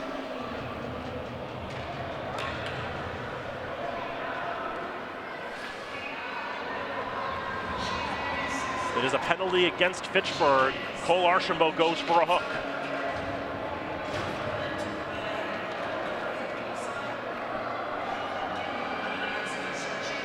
Corsairs will have their third power play of the contest.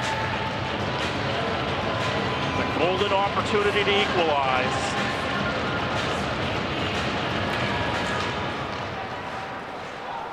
Corsairs will win the draw on the right side. Ruffner's shot stopped by Soderberg. Could hear a clack of a deflection off a stick. Fitchburg State penalty on number 4, Cole Archibald, 2 minutes for hooking. I think it was Alex Walker, the freshman from Latrobe, Pennsylvania, who got a stick on that slap shot as it was coming in. He was right in front of the net. Great job by Soderberg, just rising up to meet that one square in the center of his chest and then hanging on. Corsairs won another draw shot and a save by Soderberg. A dangerous rebound out to the right wing corner, but nobody immediately there for the Corsairs. Another shot goes wide, now into the left wing corner. Everyone digging out, trying to get there first. UMass Dartmouth holds. Ruffner's shot deflects wide. Now back on the left side with Perone. Through the slot out the right side. We settled there by Patterson. That came out of the zone. It's offside. 1:24 to go on this man advantage. 14:56 to go in the third. Falcons continue to hold a 1-0 lead on Hunter Dunn's 6th goal of the season. That was about as far away as you can get at the blue line from our vantage point here in the press box, but I think it was the right call. There was pretty clearly a good 4 or 5 inches of open ice between the puck and the blue line before Patterson brought it back in. So that offside call was correct. Falcons won the draw out of the zone, and the Corsairs had to go all the way back and retrieve. Falcons immediately spit it down the ice. Davidson thinking about leaving it there. Now go for Jake Maynard. Half the penalty gone. Still 14:25 to go in regulation time as Stewart passes on the right side for Maynard. Goes across. Now read and settled by Nicosia.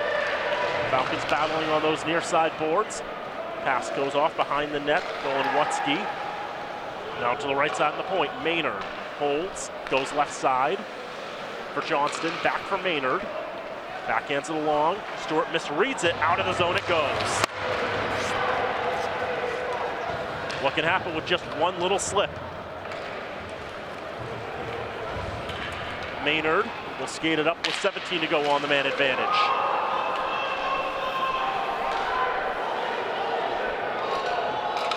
Delayed offside against the Corsairs, a poor entry. The Falcons get all that time, and they'll spit it down into the corner. 2 seconds to go on the power play. You can see Mike Macchione battling there to kill off the last seconds. As Archambault's out of the box, the Falcons are back to full strength. Archambault, Dan, was standing up at the door ready to be let out when there was a minute left on the clock. Tell me the adrenaline isn't flowing through these players right now. Archambault was champing at the bit for a good 60 seconds before he was finally released.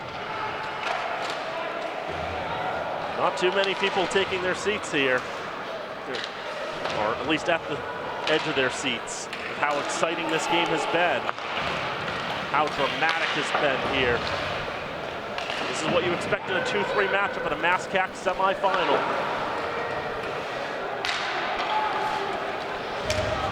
Cleared out, but settled down by Hanley. He regains the zone. He shoots, it's punched away by Soderberg. Bounces all the way out to Walker at the left point. Moves it along, couple quick touch passes, backhand chance. Couldn't be put clean away by Walker. Now he gets it back, goes to the point. Hanley's shot goes wide. Back to Walker on the right side. Corsairs with a lot of opportunities here with some extended zone time. Falcons looking for just a bit of a safety valve somewhere. Wolison gets there, tries to clear it out. Hanley keeps it in. On the right side, shot goes wide. This is what we didn't see in the first period, Dan, these extended offensive zone possessions for UMass Dartmouth. Shot is blocked. Corsairs go right on that. Ricochets out in front. Perone's shot goes up in the air and to the side. Very dangerous centering pass there. Luckily for Fitchburg State, Wolison was able to get a stick in and deflect the shot. Just stuck in the corner there. Macchione, he just held up there as they battled for positioning. And now he'll float it out of the zone. He'll hop down the ice. Will not go for icing. The Falcons can finally get fresh legs on there. 11:30 to go in the third. Still 1-0 to the green and gold. One of the French skaters Fitchburg State was able to get on the ice, Jeremy Millette, who went down with a very hard hit just a few minutes ago. Millette is back on the ice for Fitchburg State. And no icing on that last one as Rennick will take it at the half boards, tries to throw it on goal, but it's settled down by Tarantino. Now out to the right side.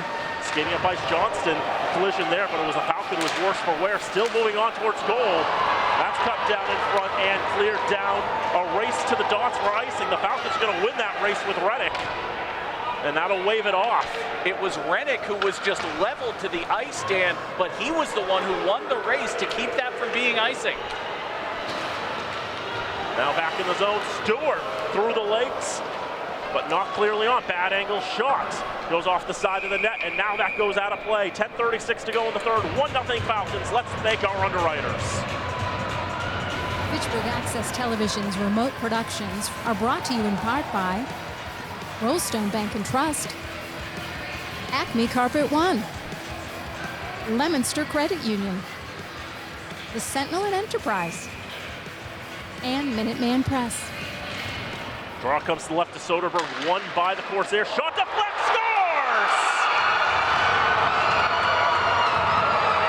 It took a bounce in front and fluttered into the far side post. And the Corsairs have leveled it. Brandon Clark leads the handshake line for his second goal of the year.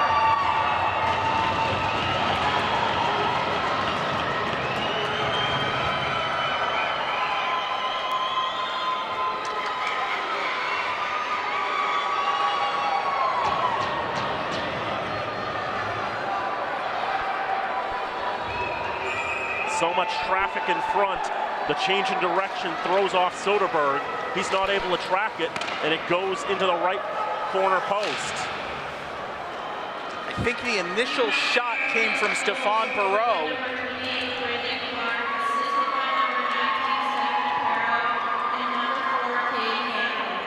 It's Perreault and Hanley credited with the assists.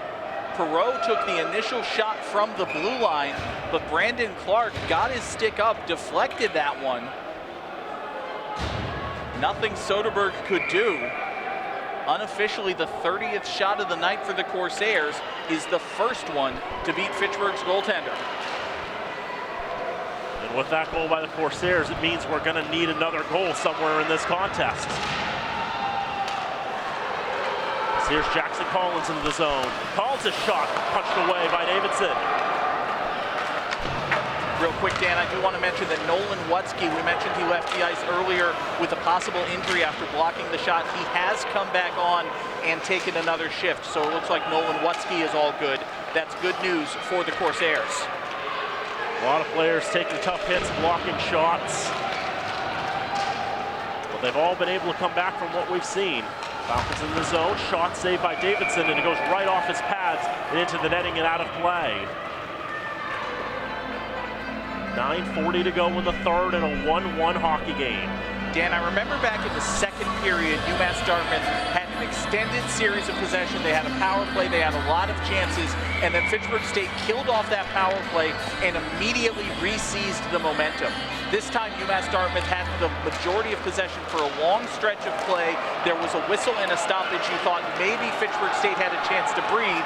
Instead, the Corsairs capitalized, kept the advantage, pressed the momentum, and tied this game. Another save by Soderberg there off the stick of Michael Perreault. Flipped out of the zone down the ice. Jake Maynard pulling back in his own end, stretches it up.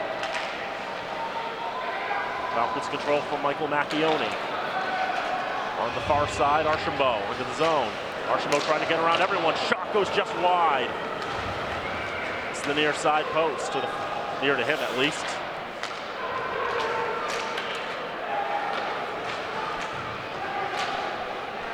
Battle for and dump back in. Falcons will change up lines. It's deep in the Corsair end. 8:45 to go in the third, 1-1. Touched on by Johnston. Race forward on the left side boards, thrown towards goal, goes off the Falcon stick. Now Hanley with a shot, loose in the paint! As it went off a Falcon, off of Soderberg, and just barely staying out of the net. It's cleared out of play as it rides up the boards. Terrifying few seconds. Jeremy Millette nearly with a back-breaking own goal, but able to keep the puck out of the net. Take another look. Millette just coming in to support his goaltender, unprepared for the rebound, nearly kicked that one into his own net. Corsairs have dominated the zone time in this third period. Another shot blocked. Falcons trying to stretch in transition. Rennick trying to get through Hanley's legs. Now Millette throws it towards goal, stopped by Davidson. Falcon down behind the net, everyone appealing for a penalty, and there will be one given. 8:02 to go in the third, and the Falcons are going to have just their second power play of the contest. It's Stephon Perreault, who had the assist on the goal for UMass Dartmouth, who will spend 2 minutes in the penalty box.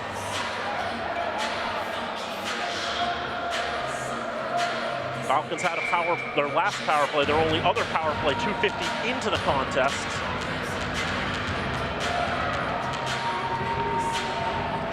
I think it might have happened away from the play. A Falcon skater was dispossessed of his stick. Appealed to the officials for a penalty, and one was given. 5-on-4 for Fitchburg State. Now already, Corsairs trying to pin against the boards. 5 players trying to win that one. Nedelka trying to keep it in the zone and keep it away from Billy McDevitt.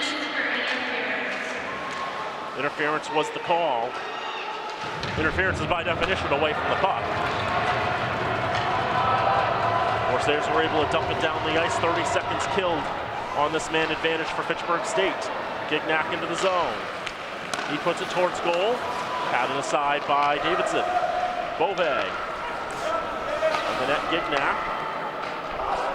Now to Nedelka, to the left side. Bove. Now Gignac, right circle. Trying to find that shooting lane. High riser. Probably just a foot too high. Bove now in front. A chance, backhand shot, saved by Davidson. Loose puck to the right side of the paint. Cleared out of danger. Millette picks it up. Shoots it through traffic. Ricochets off a Corsair leg and into the 8th row. I think if Millette had to do it again, Dan, he would want to take that one-timer on the first touch. Instead, he took the extra touch, settled the puck, lined up what he thought at the moment was a better shot, but rather than hit it clean, maybe he couldn't hit it clean, he instead set up the backhand. That gave Davidson the time to position himself and make the save. Colin Cromie blocking yet another shot as dramatically as that. That one flutters wide. Amala picks up left side. The point, Johansson, shot save, loose in front. Macchione can't get his blade on it. Dangerous rebound there. Only a 1-foot rebound, but when there's a player breathing down your face. Johansson will protect the right side boards. Along Kramer, left side, whistle first. Cole Archambault was hit into the boards hard and is very slowly heading back to the Falcon bench. His mask disconnected from his helmet, and that's why they stopped play. See right there, it's just incidental really, as McDevitt is coming up trying to play the puck. He wallops Archambault across the face. Knocks his mask loose, might have knocked a couple of teeth loose. And the equipment failure greatly benefited UMass Dartmouth, because it shut down that play and also drew the faceoff outside of the zone. Falcons have to regain the zone, but there's only 4 seconds left in the man advantage. They're able to regain it just barely. Now dumped down the ice just as the penalty was about to expire, so it won't be icing. Stephon Perreault's out of the box, back to full strength are the Corsairs. Now they want to retake control.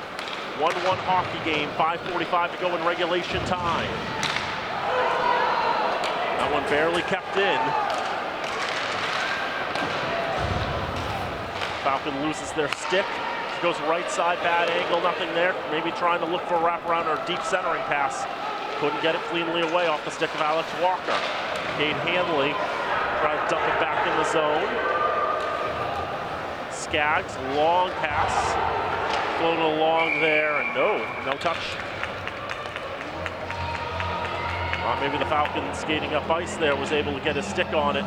Shepard in the zone, but not given there. It looked to me like Hunter Dunn steered that one in, but officials disagree.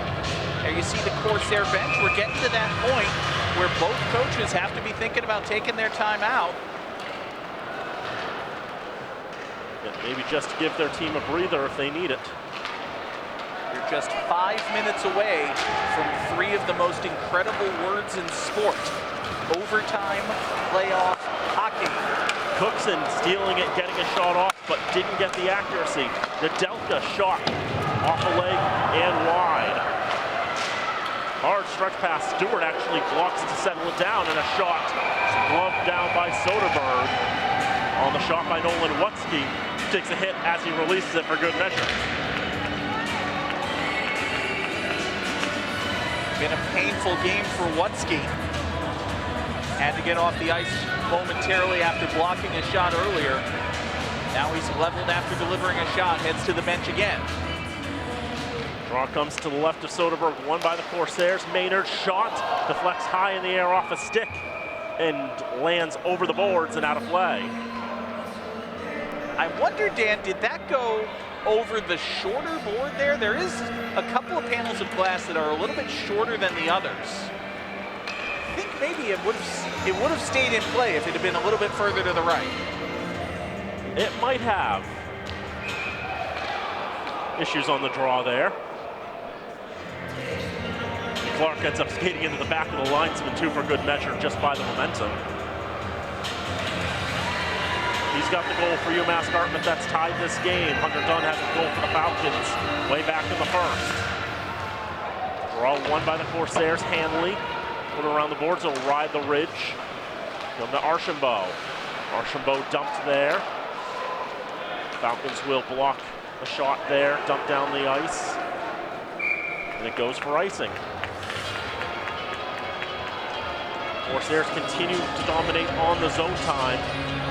You can see that short board there. And the reason for that, if folks are wondering at home, those boards, and there's another pair, a few boards down, further down the ice, those are the doors. Those are the doors through which the players enter the ice. Those boards need to be shorter in order to allow those doors to open.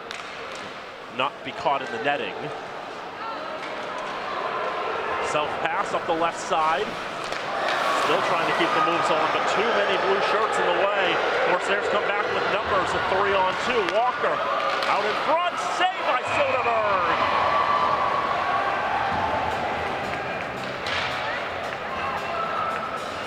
It's Maynard getting up in the rush there, looking for his 4th goal of the season. And you saw Maynard, Dan, just collapse to the ice after Soderberg made that save.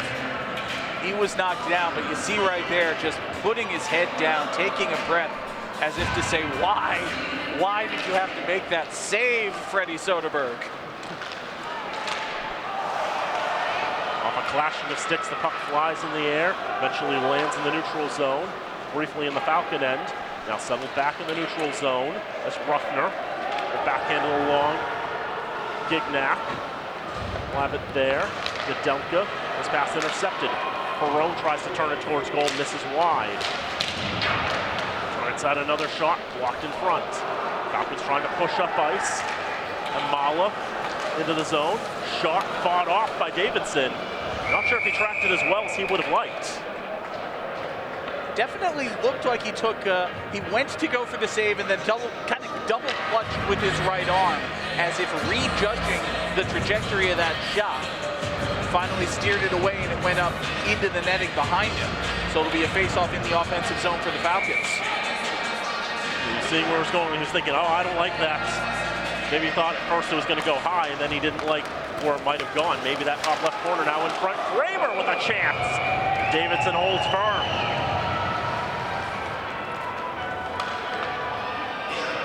Shots unofficially 33-30 in favor of the Corsairs.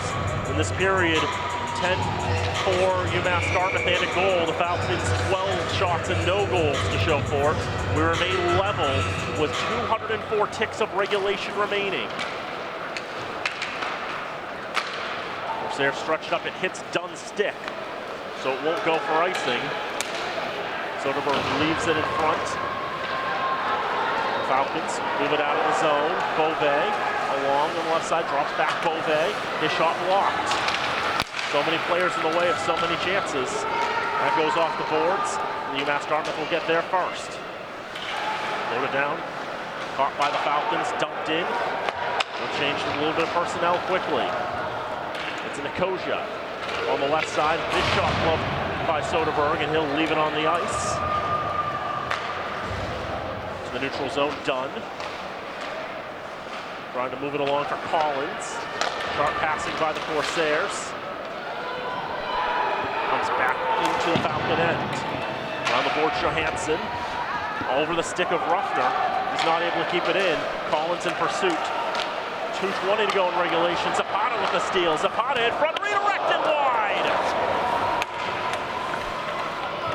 Into the corner, they dig at it. And in the end, there was at one point, it was really the only one digging at it was Cromie. Once he realized he was really the only combatant, then he was able to move it along. Right side, Sargent with a poke. And the Corsair knocked to the ice. Ankle-breaking move there by Collins. Skating up and towards goal. Shot couldn't be cleanly released. Dunn hooks it, trying to keep it in the zone. Pitchforks it around. Collins comes out. Falcons will have to tag up as they'll dump it back in. 90 seconds to go in regulation. Stretch pass up ice. And that one, oh, weird ricochet towards goal, past Soderberg, but well wide. That was dangerous for a moment. Into the right wing corner, first to arrive is going to be Wutzke. Falcons get it clear to Archambault with just a little bit of breathing room. Falcons will skate up ice with 4. They're dumped in. The line change behind the play. Falcons trying to get a little bit of pressure on. And now we're in the final 60 seconds of regulation. Corsairs will change the lines. Antoine Gignac. Stretch up, goes off a Corsair stick, which will mean no icing. Jake Maynard in the corner. 40 seconds to go in regulation. Up on the right side, touched on the right side, so no icing. Let's go D to D, stretch it up, hits the skate of Gignac. That's Remick, excuse me, and he keeps it going. Falls to the ice, gets the pass off, shot saved by Davidson. Ready for that one and propels it behind the net. Jamming at it, 15 seconds to go. Wayne Ruffner playing without a stick, just in there shoving people around. Falcons will dump it back in. They were offside as well. Perone will just hold it against the boards. Falcons trying to poke it free for one more chance, but the buzzer will sound. And ladies and gentlemen, it's time to ride a motorcycle out of a helicopter backwards. We're getting overtime playoff hockey. The 3 greatest words in televised sport. Overtime, playoff hockey. Look, it's Fitchburg Access Television. We're ever so slightly biased. Yes, we want Fitchburg State to win, but Dan, overtime playoff hockey. It's gonna be fun. It's a good time. It's a very exciting game too. This has been a tremendous contest. The goaltending has been stellar. Give those 2 goalies 2 of the stars. I don't care how the rest of these teams have been going. It's like the 3 stars are very easy to choose. Third star is whoever gets the winning goal. Second star is going to be the losing goalie. First star is your winning goalie. There, I did the work for you. I think that's about right. Maybe maybe if Hunter Dunn scores the winner for Fitchburg State, maybe if Brandon Clark scores the winner for UMass Dartmouth, they could get bumped up to second star. But no, those are the 3 stars. The game-winning goal scorer and the 2 goalies. Absolutely. A tremendous game. It's turning into an absolute classic of a contest. UMass Dartmouth finally able to break free in the 3rd period. A redirection off the stick of Brandon Clark for just his 2nd goal of the season. Ties it up, no further scoring after that. But again, solid goaltending. The grizzled veteran Daniel Davidson, who was in this spot 4 years ago and eliminated the Falcons. And Freddie Soderberg, the first-year Falcon, who is standing strong. UMass Dartmouth, Dan, I think has really controlled the pace of play for basically the last 2 periods. Fitchburg State has had isolated chances here and there, but by and large, for the last 40 minutes, it has been the Corsairs' game. They were very well deserving of the goal, and they got it. Just how strong they've worked, how many chances they've been able to manufacture as they've corrected the shots, the final shots through regulation. 36 for UMass Dartmouth, 28 for Fitchburg. I'm trying to do the math quickly. 13-10 were the shots in that period in favor of the Corsairs. Tremendous work by both goaltenders, both of these teams playing their hearts out. Folks at home, if you know anyone who is at all interested in this, please let them know. FATV.org, the FATV app on your Apple TV, on your Roku, your Fire TV, your iOS devices through the Apple App Store, your Android devices through the Google Play Store. Overtime playoff hockey is coming in 12.5 minutes after they resurface the ice. Dan and I are going to take the breath and try to calm ourselves as we get ready for overtime playoff hockey here on FATV.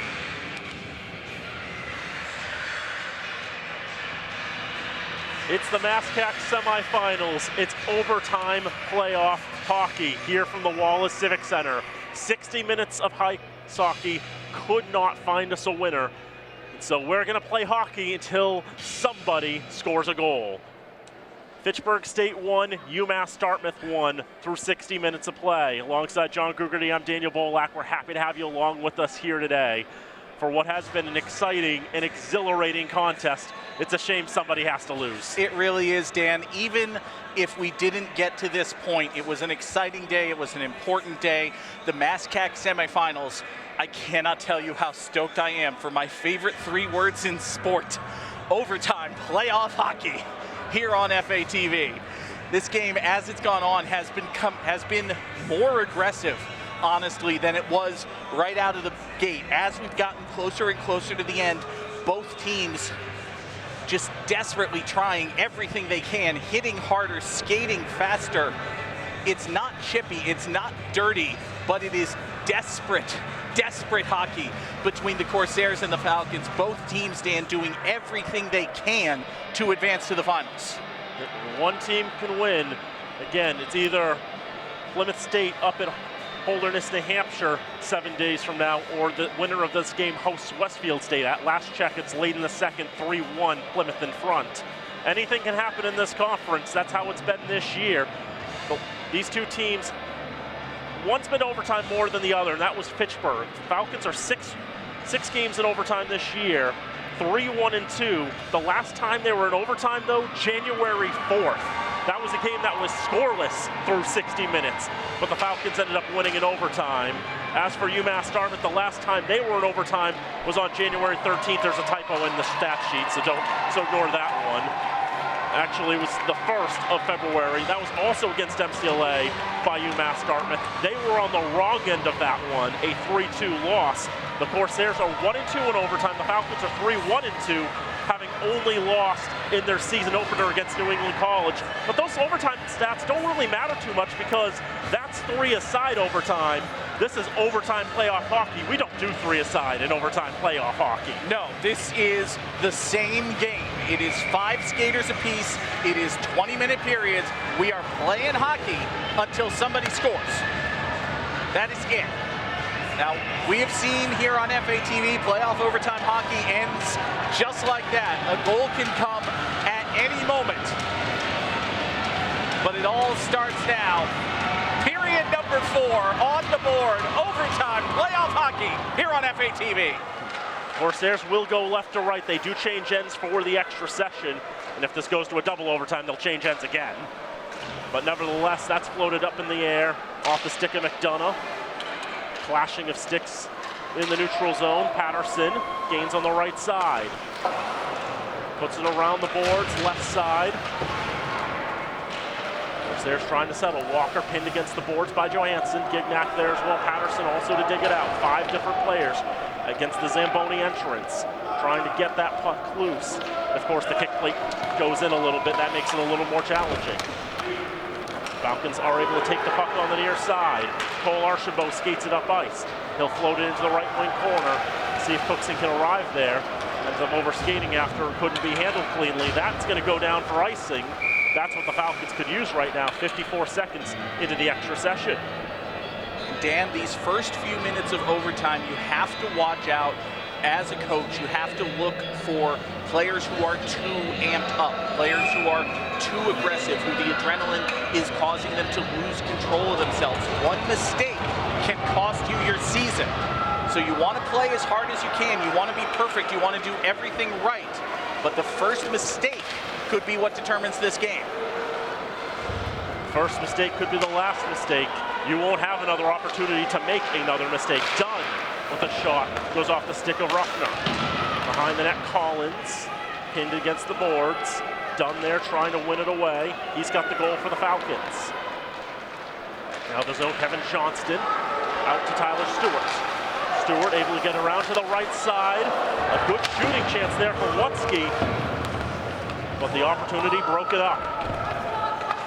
The right wing corner, Dunn. Lofted out of the zone, down the ice. They'll race for it, but it's not going to get there satisfactorily for icing. Hanley let it go, but by the time it got up there for icing, it got waved off. There'll be no icing here either. It bounced off the kick plate in an unfortunate manner. Corsairs were able to jump on that, but not able to do much with it. Falcons try to get out of the zone. Ruffner keeps it in. It's knocked down in front by Clark. He got his stick on it to get the tying goal in the third period. Tried to do that again, but the velocity not there after the redirect. So tricky when you're going for those deflections. That time Clark just misplaced his stick. Rather than knocking the puck up, he knocked it down. On the right side, a shot, high riser looking for the winner, but just over the crossbar. Behind the net to the right wing corner. Archambault, Sam Rennick. In the corner, battling with 2 Corsairs, trying to get it free. Skaggs kept it in the zone, goes off his skates, can't be cleanly handled. Here is Clark in the zone. Clark turns it towards goal. The Corsair falling into Soderberg. The puck falls harmlessly wide of the cage. They wrestle forward on the right side half boards. That misses everyone, goes down the ice. And it will go for icing. 3 minutes and 2 seconds into overtime. A 1-1 hockey game looking for a winner.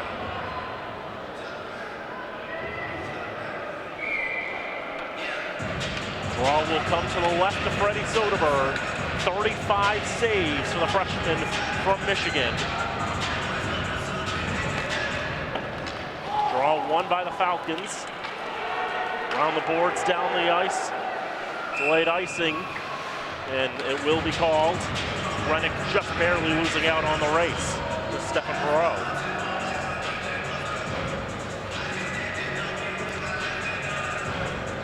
Both teams just kind of feeling each other out here in the opening stages of overtime.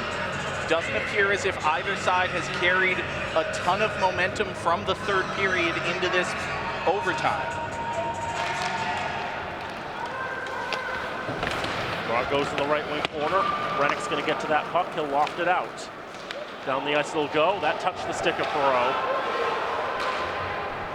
So no icing. They'll stretch it all the way up to Alex Walker, the top line out there for the Corsairs. Johansson just chuck it out of the zone. Go all the way back to the blue line. Cade Hanley for Lane Ruffner. Up ice, Patterson. Patterson trying to do the wraparound to win it. Wouldn't that have been poetic? Falcons will come back the other way. Macchione's shot is blocked. Trying to carry the momentum. Cookson in front. Off a skate, goes in the wrong direction. No Falcon there for that. They've got to tag up. Tag up to go around the boards. Right wing corner. Ruffner ends up putting that a bit too high over Cookson and puts it into the stands and out of play. Cole Archambault, Dan, had a chance in front of the net, but as you said, the puck went off his skate. He wound up kicking it all the way out of the offensive zone. Falcons had to reset. Ultimately, puck goes out of play. Draw to the left to Daniel Davidson. 27 saves for the fifth-year netminder. Linesman away from the circle with some signals there. As that draw is eventually shot into the netting and out. Keep Crazy Train rolling. 4:04 gone in overtime. Beauvais to take the draw. Battling against Cromie. Shot goes wide after the Falcons won the draw. Dignac, shot, right side, misses. Johansson, top of the right circle, falling down, a shot. Can't be put cleanly away. A delayed call coming against Fitchburg. And now it's touched up a power play for the Corsairs. So we'll take a moment to thank our FATV underwriters. Fitchburg Access Television's remote productions are brought to you in part by Rollstone Bank and Trust, Acme Carpet One, Leominster Credit Union, the Sentinel and Enterprise, and Minuteman Press. UMass Dartmouth will use their timeout as they get ready for their fourth power play of the contest. Toivo Kramer going for the trip, his second penalty of the game. 2 minutes per trip. We mentioned that Kramer had only committed one penalty all season coming into today. We'll take another look at it here. It had already happened by that point, so we'll go back a little farther. Right there, you see Kramer reach out with his stick. Just whack a Corsair in the shin, right down to the ice he goes. Pretty straightforward tripping call. Gives the Corsairs a man advantage that Fitchburg State hopes lasts for 2 whole minutes. The Corsairs trying to get to the MASCAC championship game for the 3rd time under Eric Nowak. Or at least they're looking to qualify. There's I probably messed up that stat. I don't think I wrote it right, but they're trying to get back to the MASCAC championship for the first time since 2020 when they beat this Falcon team. That one was a 4-0 win for the Corsairs. This one, a lot more dramatic. Corsairs will win the draw. The right side, left side shot, cut in front. Now back to the left point, Ruffner. Michael Perrone. Left side, that one overcooked on that one, over the stick of Ruffner. Out of the zone it'll go. Connor Little gave that one a little too much, I think. A lot of oomph on that one. It just skipped on the ice in a rough way. Falcon lost his stick, dispossessed, he felt illegally, but we play on. Nearly 40 seconds gone on this power play for UMass Dartmouth. Falcons were able to get it, control the puck, try to get it out of the zone, but control kept by Walker. Good to get his stick on that one and keep it. The Falcons held on for just a split second too long. Zapata now trying to get to that one. He's dumped to the ice, but we play on.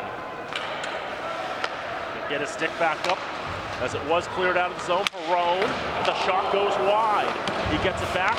Soderberg makes the save. Falcons quickly jump on it and send it down the ice. Dan, I don't want to say that I think there should have been a penalty on that hit that knocked Zapata to the ice. I do want to say that Colin Patterson performs an excellent version of the $1 Million Dream. He had his arms wrapped around Zapata's neck for about a few seconds there. Corsairs passing it around, looking to regain with authority. 27 to go on this man advantage, 6 minutes gone in overtime. The next goal wins this game. It goes to the MASCAC championship. The right side, Johnston. The shot broken up by Sargent. on the right side, dug out for. Of course, there's keep it in from Maynard. 8 on the power right out in front. That goes off a number of sticks. A hold there, that's a penalty. And with the clashing of sticks, a 2-second 4-on-4, and then a Falcon power play coming. I think it was Oliver Cookson who had an obvious breakaway opportunity denied. UMass Dartmouth guilty of the infraction, send him to the penalty box for that. We'll take another look at it here. Cookson has a golden opportunity to jump on that puck and kill the last of the power play, maybe get a shot on goal. Tyler Stewart stuck out his arm and said no, sir. And now Fitchburg State, ahead of their first power play of the overtime, will take their timeout. UMass Dartmouth penalty on number 8, Tyler Stewart, 2 minutes for tripping. Officially tripping is the call on Stewart. Yeah, there was some tripping involved there. Yeah, more of a hold, but 2 minutes is 2 minutes. Yeah, it's true. So Definitely not in the part of the ice where a penalty shot would be awarded or anything like that. But nah, I don't think he was going to get the breakaway because Maynard had decent positioning, but definitely an opportunity that the Falcons could have used to run out the rest of it. But now they're going to go on the power play. And I mentioned the last time the Falcons went to overtime against MCLA back on the date that they did that, January 4th. Some days, right. Got to get your stats right. You know, it's overtime playoff hockey. Sometimes your mind's preoccupied with other things. It was a power play goal that won the game for the Falcons. you see Toivo Kramer poised and ready. 2 seconds after the puck drops, he will be back on the ice. Maybe heading to the bench, maybe joining the power play unit. I will go back and say the stat that I had with the Corsairs looking for their 3rd MASCAC championship bid under Eric Nowak, that actually was accurate. I'm just misremembering things in my own head. Draw one by the Corsairs. They'll rim it out down the ice as the power play will begin for the Falcons. Kramer heads to the bench. He's replaced by Samuel Rennick. Now the Falcons have to regain the zone, and here is Rennick into the zone. Rennick trying to get the pass on to the left side, but not solid positioning. Beauvais not in position to receive that pass. Now Rennick in the left wing corner. Goes back for Beauvais. Now Nedelka. Beauvais didn't like the shooting angle. He'll backhand it into the corner for Rennick. But Ruffner will get in the way of that. In the left wing corner, Corsairs will get there first in clearance. Right towards goal, Soderberg. Thinking about sending it down the ice, but he'll just leave it there. 1:10 to go on the power play. 12:45 to go in this overtime period.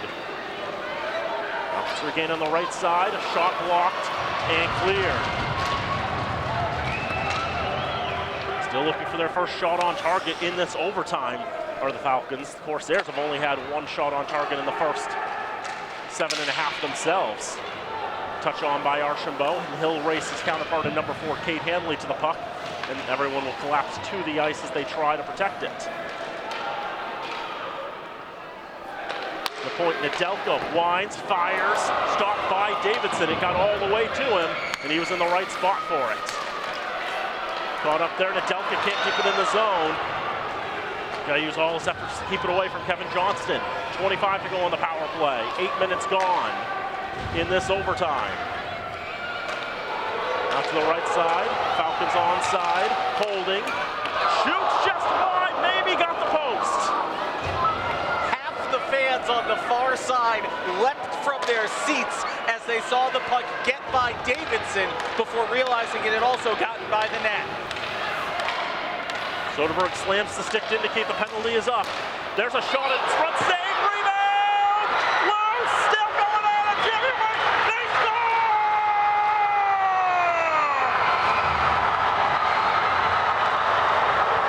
Hector Skelter in front, Davidson's a puck left, but the Falcons have stolen it!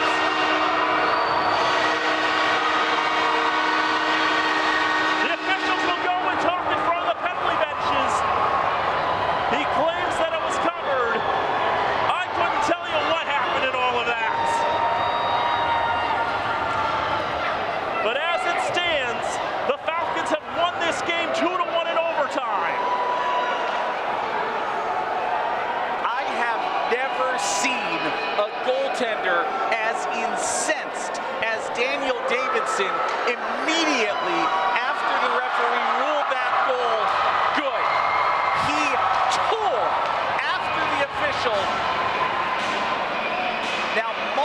Corsairs, escorting him back to the bench. Oliver Cookson raised his hands once he got the confirmation from the officials. This was a good goal. The Falcons win it in overtime, and they are going to the MASCAC Championship for the first time in 6 years.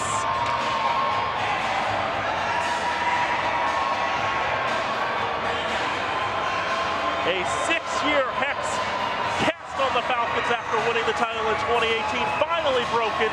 5 straight years, 5 straight games in the playoffs that they had lost. And on what was a whole mess of insanity in the blue paint, someone poked it home. I have no idea who got the goal, but all we know is it found its way into the net. And the Falcons will be moving on to the championship round. Let's take another look at the final moments of this game. It's a loose puck in front of the net. Imala takes a shot. Macchione's in there poking at it. The referee saw it. Davidson thought he had it covered. We couldn't tell from our angle. Maybe it was loose next to Davidson's waist in the crease, but not under his body. Michael Macchione is credited with the goal. Imala and Kramer given the assists. A crazy final few moments. Overtime playoff hockey, Dan, you never know where the winning goal is going to come from. You never know how it's going to come, but how it came just out of everything, going insane. I don't have words to really describe that. It was just a matter of everybody was just trying to get their hands on the puck, knock it into the net. The Falcons trying to do, Davidson trying to cover it. He thought he'd had it. And of course, for a gentleman like him, who knows that if that goal stands, that's the end of his long college career.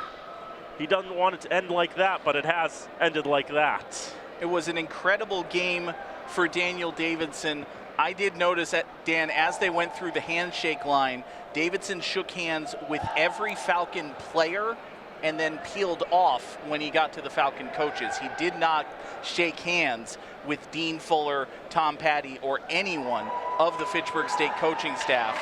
Davidson's still furious with the way this game ended, the way his college career ends, but he played a heck of a game.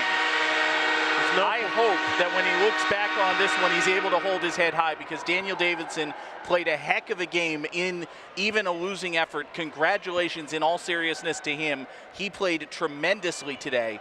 But again, all credit as well to his counterpart, Freddie Soderberg. Soderberg played tremendously as well. We'll take another look here, see if we can see anything different. Davidson swipes at it with his left hand there. I'm sure he believes he's got it in the glove. And then the referee is right there behind the net. He's got the best view on the ice to declare he can still see the puck. The puck is not covered up. It gets behind the line and into the net. That's a good goal. Indeed it is. Just insanity in the last gasps. But Michael Macchione was the one who poked it free. Or whatever happened there. I don't know if Macchione is the one who was officially credited with poking it free. How about that? Yeah, I couldn't really. It's like, I don't know if we'll ever truly understand how that went in. We do the best we can. But absolutely. It was a tremendous moment, certainly an exciting moment at the end of an incredible game, Dan. This was, in all likelihood, the final home game for the Falcons this season. Plymouth State looking like they're going to host the finals, but, you know, all things are possible. Yep. In all likelihood, I will the final home game here at the Civic Center. I will say one final stat for you, and we'll see in due time. If you're watching this on demand, you already know the answer, but we will know. Every MASCAC championship game since the MASCAC reformed for ice hockey in 2010 has featured Fitchburg State or Plymouth State, but never both. It's a good chance it features both. Yep. And if Plymouth State holds on and takes the victory, they'll play on March 2nd up at Hanaway Rink in Holderness, New Hampshire. It'll be the first time that Fitchburg and Plymouth will play in the MASCAC championship game. But if that stat holds true and Westfield State comes back and wins, then the game's going to be right here on March the 2nd. You folks watching this on demand already know. Folks watching live will find out with us when we know here on FATV whether or not that game is at the Wallace Civic Center. Of course, if it's here, we're going to cover it. I suppose we don't even have to tell you that part. Beyond that, we don't know. We will see. We will do everything in our power to do everything in our power to bring that game to you. But that is a discussion to be had for another time. For one more time, Dan, tonight, just an incredible effort for the Falcons. You really can't say enough about the job Freddie Soderberg did in the second and third period. Ultimately did concede the game-tying goal, but there were 3 or 4 opportunities for UMass Dartmouth to tie this game or take the lead well before they did tie it up. And Soderberg was able to keep the Falcons in the game. A tremendous job by him. A freshman with so much poise. And I got a chance to talk with Dean Fuller last week, and he mentioned that they'd worked hard to recruit Soderberg. About a couple of years they spent trying to recruit him to come to Fitchburg State. And how he's played this year, the goalie that was the most common comparison in past Falcons history to his play is Brian McGrath, who is arguably the greatest goalie to ever play for Fitchburg State. That's pretty good company right there. Yeah. And obviously Brian McGrath, a member of the coaching staff here on the Falcons. So Freddie Soderberg, a very highly recruited freshman. I would say that recruiting effort has paid off. It has.